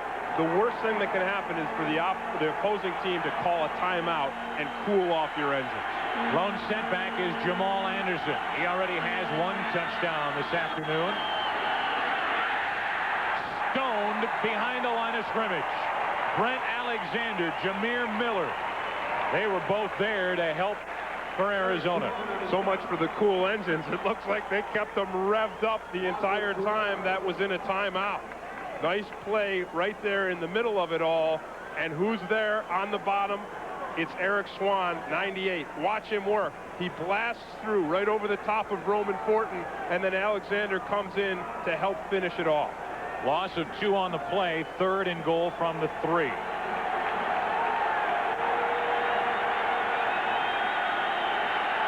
The Falcons spread out their offense. Hayward the setback. They're going to throw. George dumps it. Incomplete. Seth Joyner all over Jeff George. And they do indeed keep the Falcons out of the end zone. Buddy gambles again and absolutely wins. He rolls a 7 with Seth Joyner. It's all timing. It's all quickness. Seth Joyner is unblocked. Jeff George knows it. He's got to get rid of the ball and get rid of it quick. Not quick enough. And now Morton Anderson will try a 21-yard field goal. Perfect. And that makes it a 7-point game. But as Atlanta's defense did earlier, Arizona's defense does here.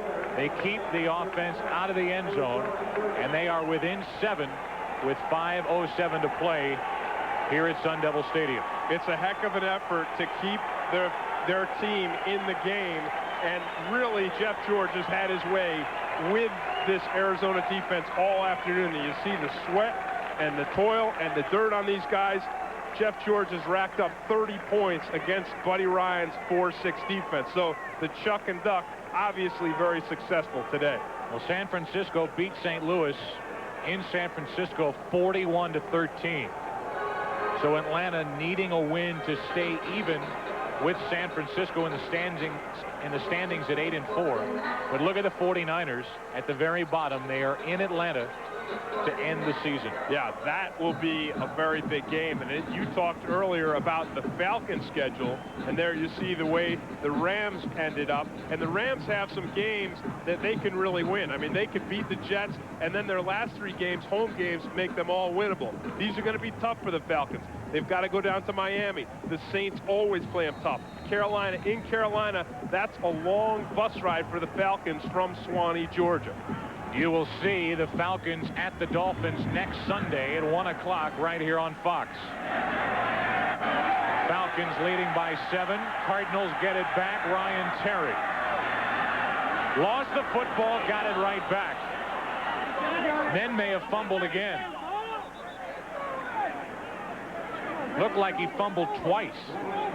But Arizona will keep possession. 21-yard return. Very scary return by Ryan Terry. Looked like Jamal Anderson was the one who stripped the ball out of his hands. Jamal Anderson, 32, right there. He knows what it's like to be stripped. He's a running back, and he pulls it right out of Terry's hands. Once you're on it, stay on. Arizona fell on top of it. They have 2 timeouts remaining. Their offense has been even better than the run and shoot, but Atlanta couldn't care less. They lead by 7. Under 5 to play here at Sun Devil Stadium. To the sideline, wide open is Rob Moore. He's across the 40 and wrestled down at the 43 by Darnell Walker. Nice protection that Dave Craig had on that play, and a nice long throw. That outcut is not an easy throw for anybody. At the end of this game, Tim and I will select the Miller Lite player of the game. 4.5 and counting. That was a 16-yard completion to that guy, Rob Moore, who's over 100 yards for the day. He had the Cardinals' first touchdown.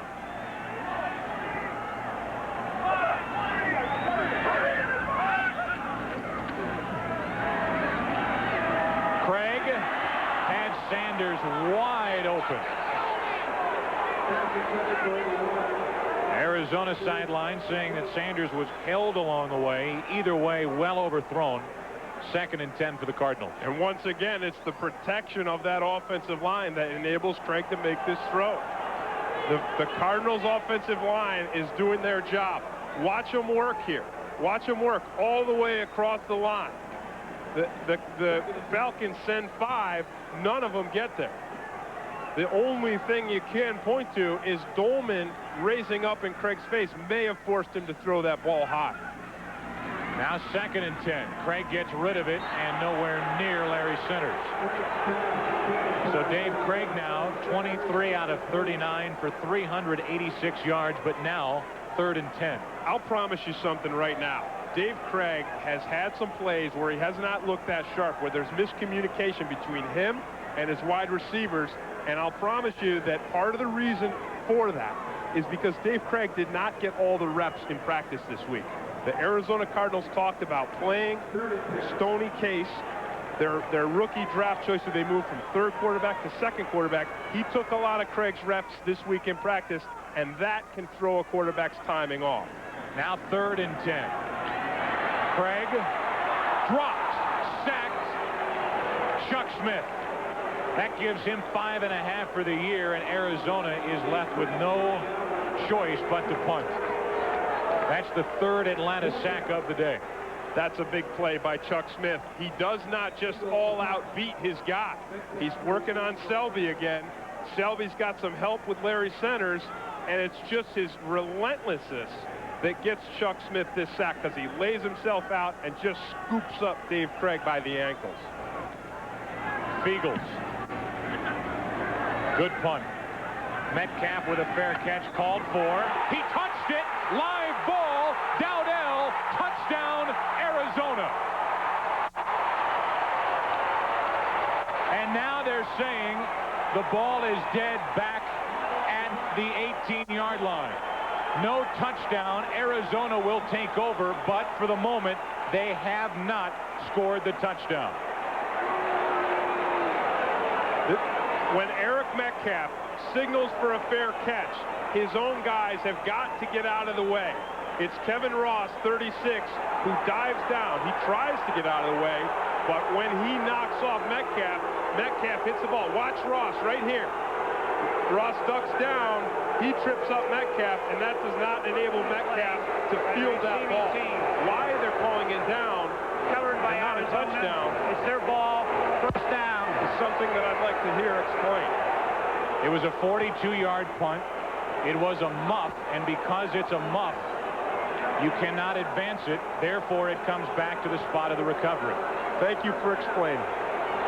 Lucky break for Atlanta, as the punt is mishandled, and Kevin Ross knows it's his fault for slamming into Eric Metcalf.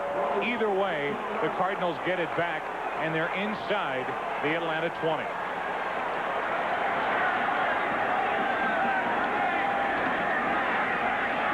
Wide open is Centers.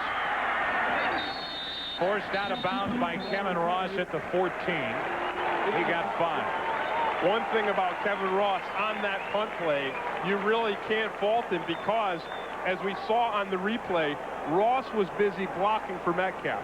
His head and focus and attention was turned towards the flyer. He's trying to protect Metcalf, so he never saw Metcalf signal for the fair catch. 2nd down and 5. You get the feeling down the stretch we're going to be saying the name of Larry Centers quite a bit. He's been such a big part of this comeback in the 2nd half. Craig over the middle, complete. That's Sanders, and he is brought down right at the 1st down marker. It depends on the spot. Looks to be a little short.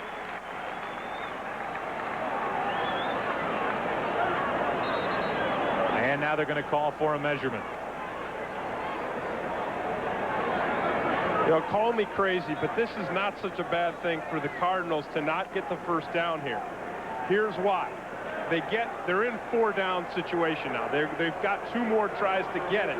And if one of those tries hops deeper into the territory, then they're goal to goal from maybe the 5 or the 4 or the 3 instead of goal to goal from the 7. Nice try. They got it. By the nose of the football, a 1st down and a 1st and goal inside the 10. That explanation never happened.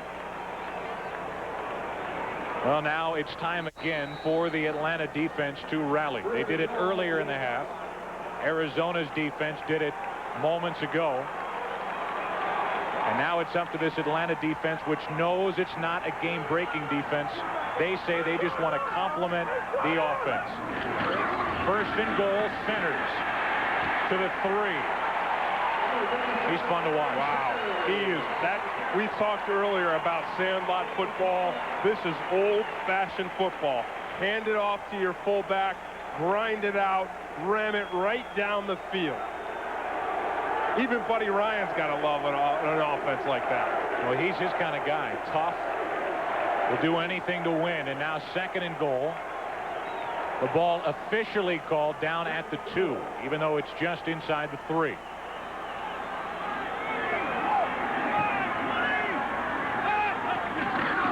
Again, just inside the 2, short of the 1.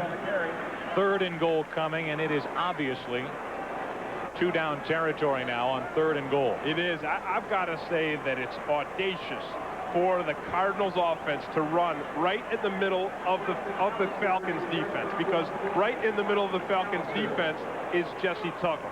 He's one of the best, and he's one of the toughest. 2-minute warning. Dave Craig walks to the sideline to talk it over.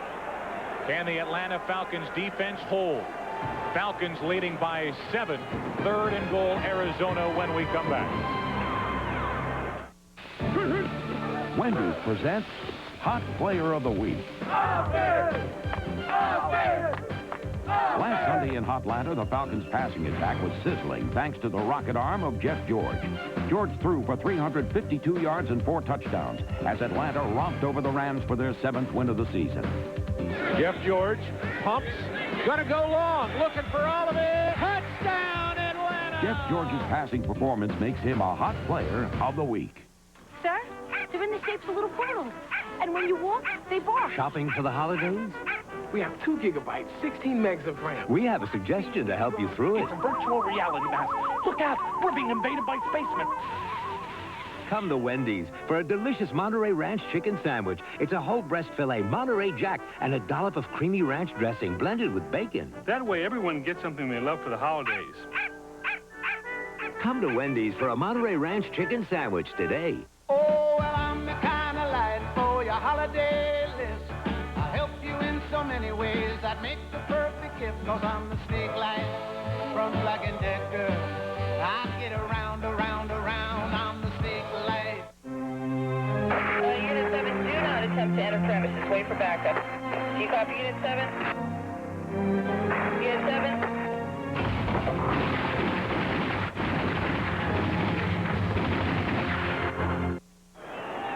This is a great game that about 30,000 people here in Arizona never saw.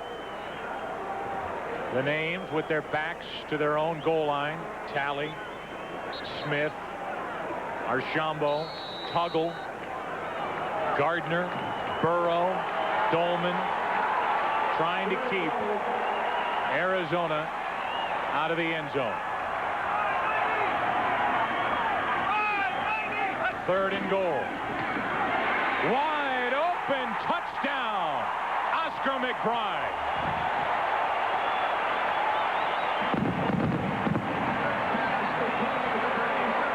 Centers got him close. McBride gets him in.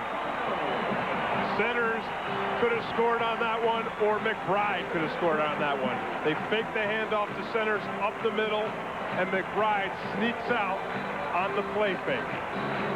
And now the former Falcon, Greg Davis, will try to tie it with the extra point. Fittingly, we're tied at 37. What number does Larry Centers wear? 37. Fitting. Oscar McBride working on the right side of the screen. The right tight end fakes the block, then rolls out wide open. Watch Centers right up the middle. They fake the run. Everyone thinks it's run, except McBride, except Craig, except the Cardinals. Those are the toughest to catch. He was the only one there. He had a lot of time to think about it. He looked it into his hands, and the Cardinals have tied Atlanta at 37. And don't forget the muffed punt on the part of Eric Metcalf. It was a touchdown overruled because of the muff, but Arizona moves it down and punches it in nonetheless. One thing about Oscar McBride and his presence of mind to catch the easy one when a guy's from Notre Dame, even though he's a rookie, you know when you got rookies from Notre Dame, they've been in big games before, they've been in tight situations. That's part of the training coming from a big-time college program. Now with just under 2 minutes to go, Atlanta will get it back. And you know what this run and shoot is capable of in a short time. Jamal Anderson across the 30 to the 33, maybe the 34. The only thing that has stopped the run and shoot and Jeff George so far today has been the successful blitzes. So you've got to believe that Buddy Ryan is going to go back to what he's famous for and come after Jeff George, come after him with the blitzes and the heat, and take the gamble. Don't forget along the way the weapon that the Atlanta Falcons signed toward the end of the preseason, that being Morton Anderson. That weapon, 3 years, $2.4 million. That is money well spent. And we already saw him when he kicked the ball up from the 50, put it through the uprights. From just shy of their own 34, first down Atlanta. George all day. They're in coverage. Picked off. Seth Joyner.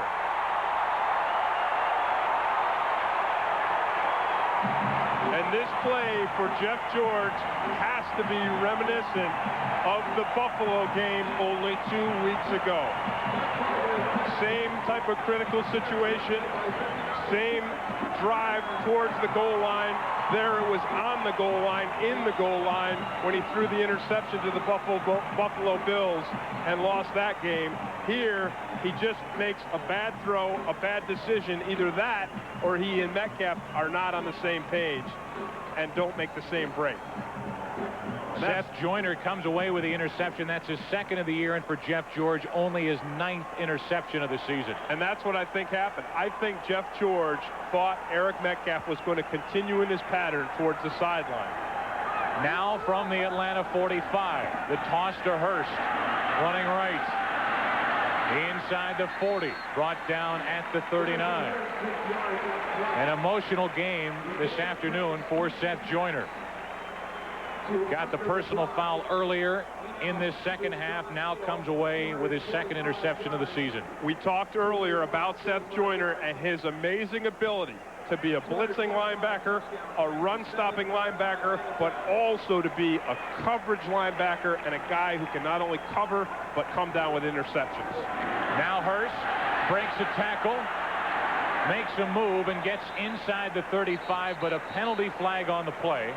And this will be a hold against Arizona, take away a first down, and take away very good field position. Greg Davis, the kicker for Arizona, has a career long of 55 yards. He hit that this year. He's done it twice. So they are not within field goal range yet. They need to get it to the 38. Holding. For him to equal Number his career 87. high. 10 yards. Second down. Rags to riches, penthouse to the basement. It's Oscar McBride, 87, on the hold on Chris Dolman, gets right on his back, makes it an easy call for the officials. So needing to get the ball at the very outer limits, the 38. It's now second down and 14 from just inside of Atlanta territory. Rob Moore, first down inside the 35. A gain of 15, and that is good enough for an Arizona first down. That's a heck of a catch by Rob Moore. That's laying it out, keeping your focus, keeping your concentration, and pulling that ball in. First down, Cardinals inside the Atlanta 35. Garrison Hurst inside the 30, and they are well within field goal range for Greg Davis. But believe me, Greg Davis says, keep rolling, boys. Get it in nice and close and make it as easy as possible. Greg Davis, who went to Lakeside High School in Atlanta, played 4 years with the Falcons, could end their hopes for an 8-4 start. He will get a chance within the next 23 seconds to end this game and win it for Arizona. When Terry Bradshaw drops in on the Bundys tonight, it's going to be downright explosive. Catch a brand new Married with Children, followed by the Al Bundy Sports Spectacular with host Roy Firestone. Tonight, beginning at 9 Eastern, 8 Central, right here on Fox. They're making Bradshaw earn that paycheck. They certainly are, and he should.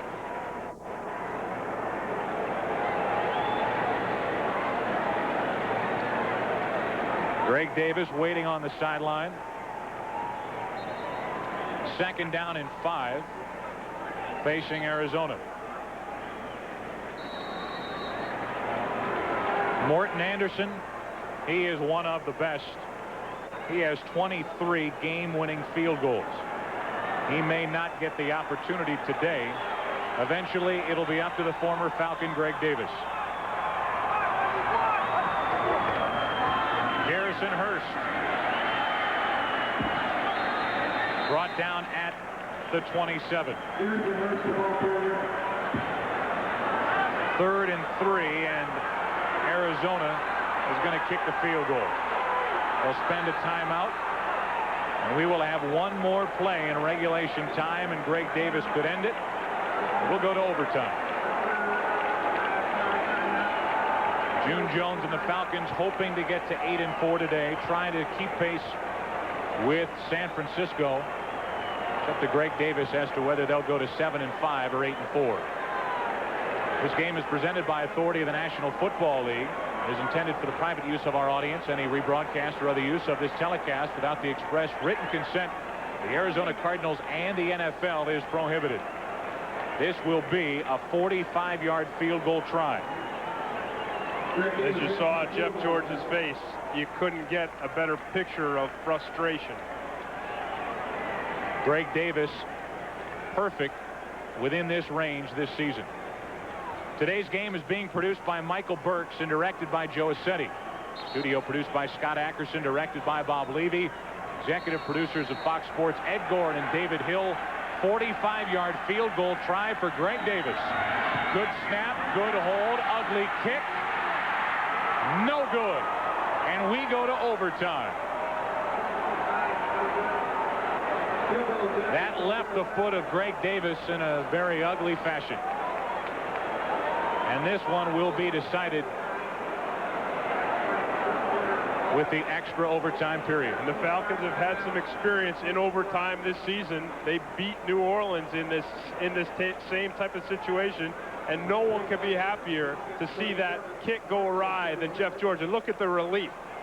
The picture of frustration, now the picture of relief and another chance. The irony of it, even though it was as ugly as it was, it had the distance. It just hooked a little foul at the end. It did, and the way that it hooked makes you really think that there was something with the hole on that ball. So with the overtime, we'll have a coin toss, a 3-minute intermission, 15-minute sudden death play. Each team gets 2 timeouts. There is a 2-minute warning at the end of the extra period. So here's the coin toss, always so important in overtime games.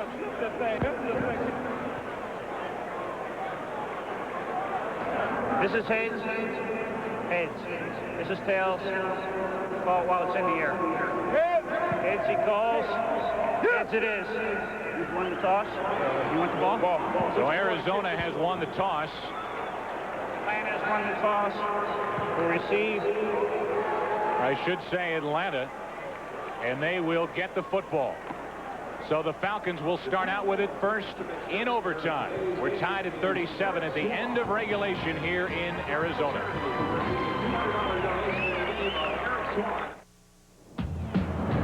I got it.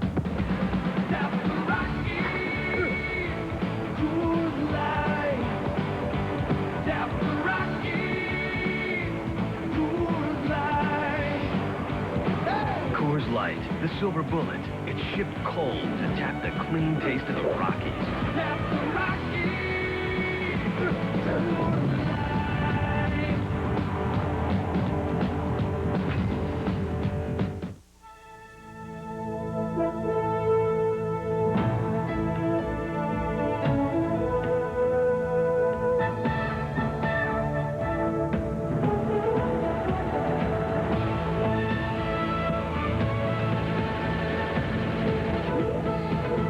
We put more than denim in every pair of Levi's jeans.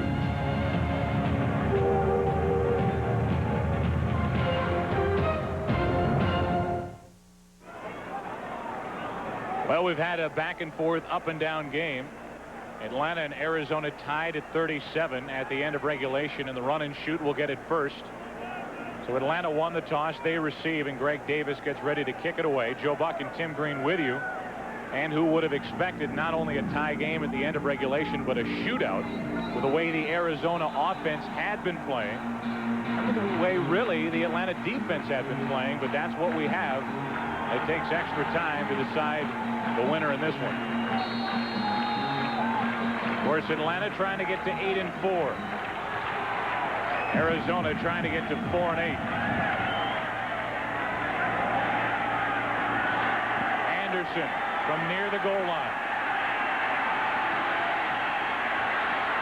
Falls down at the 25, and a penalty flag comes flying in at the end of the return. A 26-yard return by Jamal Anderson. And those flags, if it's a holding call against the Falcons, which you would suspect it is, are even more critical in overtime when you've got Morton Anderson as your kicker, because your scoring zone is very short with a kicker like Anderson. When the penalty drives you back, you're just that much further away from it. This will drive Atlanta back closer to their own goal line.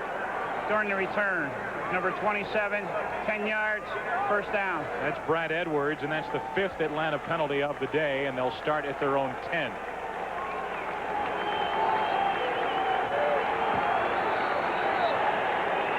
Morton Anderson's career long is 60 yards. So you're working with a much shorter field when you have Morton Anderson on your sideline. Starting from their own 10.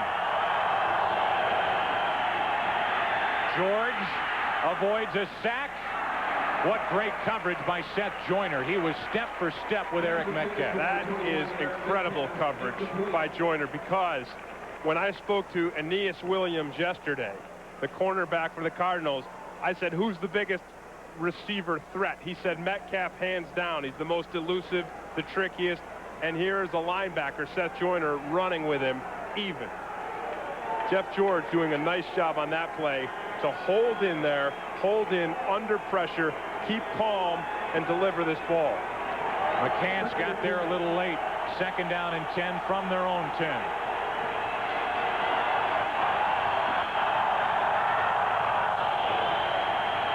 George is 0 for his last 3, including an interception. Now 1 for his last 4, but Metcalf jumped out of bounds short of a first down. It'll be 3rd and inches coming up. Space above and beyond coming up following football here at Sun Devil Stadium, where we're tied at 37 in overtime. Here's a situation where the Cardinals defense really has to be careful. They have to be careful because when they've put a lot of guys up on the line of scrimmage this season, they've either, again, it's a gamble, they either stop the run or the run breaks free and goes for big yardage. 3rd and a short one for the Falcons. Hayward did not get it. Jameer Miller in the middle of it, along with Eric Swan. They stop it in a big way, and what a weapon, Eric Swan. Watch the force and the drive. Hayward never gets a chance to get moving at all. The Cardinals, there's more Cardinals on the other side of the line of scrimmage than there are Atlanta Falcons. Swan the first to hit Hayward. Miller helping to clean up. And now Straczynski with his 7th punt of the day. Anthony Edwards is waiting deep for Arizona. Bad snap. Straczynski loses the football. It will be Arizona's ball inside the Atlanta 10.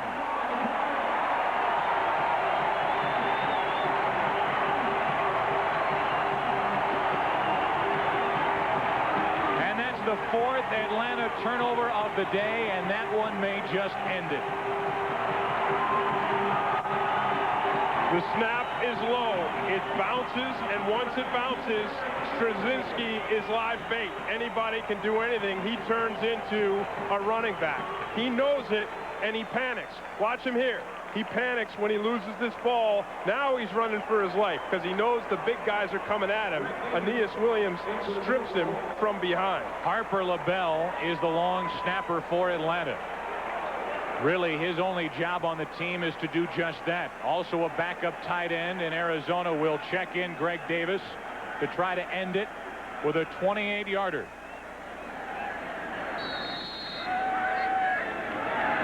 Good snap, good hold. The kick is good, and Arizona wins it.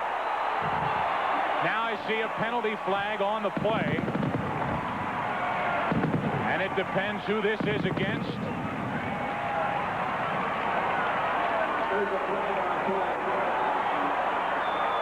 It is against Atlanta. The kick is good, and on the 28-yarder, the Arizona Cardinals have defeated the Atlanta Falcons 40-37.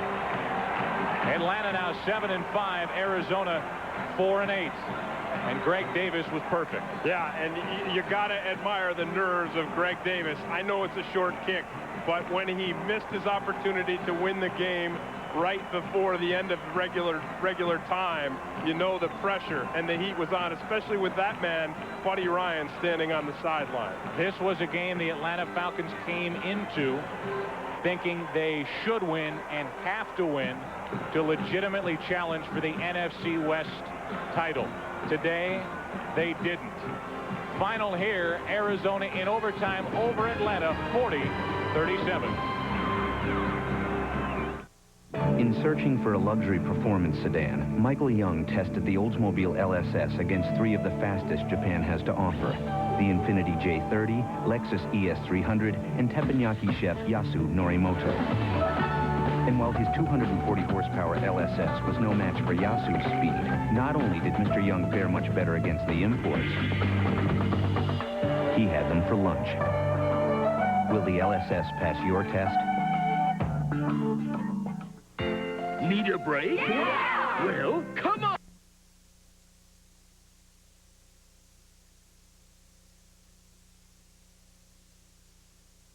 Right? The proposal? Sure, I have it right here. Absolutely, I'll fax it and we'll go over it. Jane, can you fax the sales proposal to Mr. Wagner? Sure.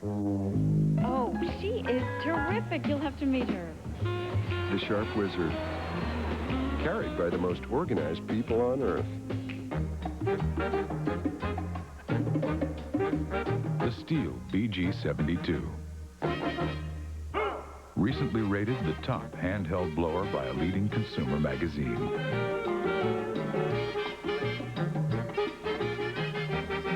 Just what you need when it seems like fall will never end. Now available in Steel territory.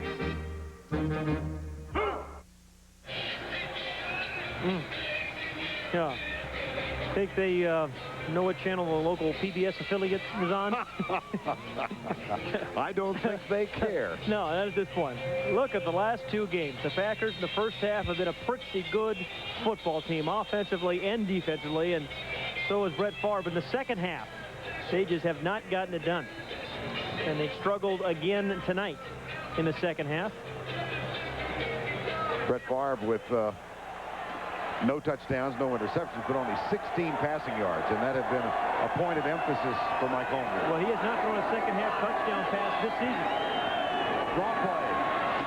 James Stewart out to the 13-yard line. And for Stewart, that is his 11th carry, and he's just gone over 30 yards, so rather modest yards per carry average tonight for the #1 draft choice. Yeah, it has been tough sledding for James Stewart, and he's the kind of guy, as the #1 draft pick, the other one other than Tony Baselli, that they have to hope can get established as a runner, because if they can't run, they're really going to struggle this year because they just don't have the offensive linemen right now that are going to be able to protect Mark Brunell this whole season.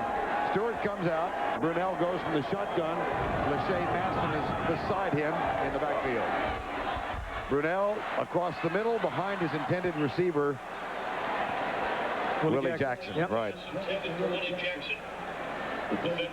And that'll bring up 3rd and 8. There just hasn't really been any consistency with this team, and we were talking to Tom Coughlin and Kevin Gilbride, and they said, you know, we just haven't gotten it done offensively. We gain 6 yards and then we lose 3, or we gain 10 and then we get a sack. We just haven't been able to put together back-to-back plays to be able to have any kind of continuity or drives. 3rd and 8. They are 2 of 11 on 3rd down conversions. Brunell deep, receiver slips, no flag. It's an interception. It's intercepted by George Teague if it goes. And I think they're going to say, yes, it goes. The receiver slipped at about the 30-yard line. And George Teague, I think the free safety made a good... Incomplete now. Okay. Well, geez, I thought he made a pretty good catch and got his foot in. You're going to see, there's incidental contact there. He gets 1 foot in and does not get the other one in. Didn't dot the I, as they say. Left foot in, right foot out. On 4th down, Barker with the punt. Antonio Freeman.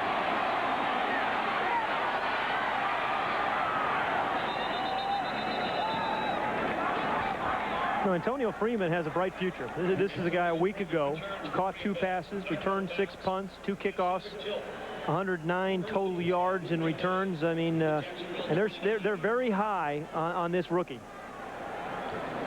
Well, for a depth, an in-depth look. For a depth look, yes. That's a new concept in television. Stay with us, you get a depth look. And elsewhere, they give you an in-depth look.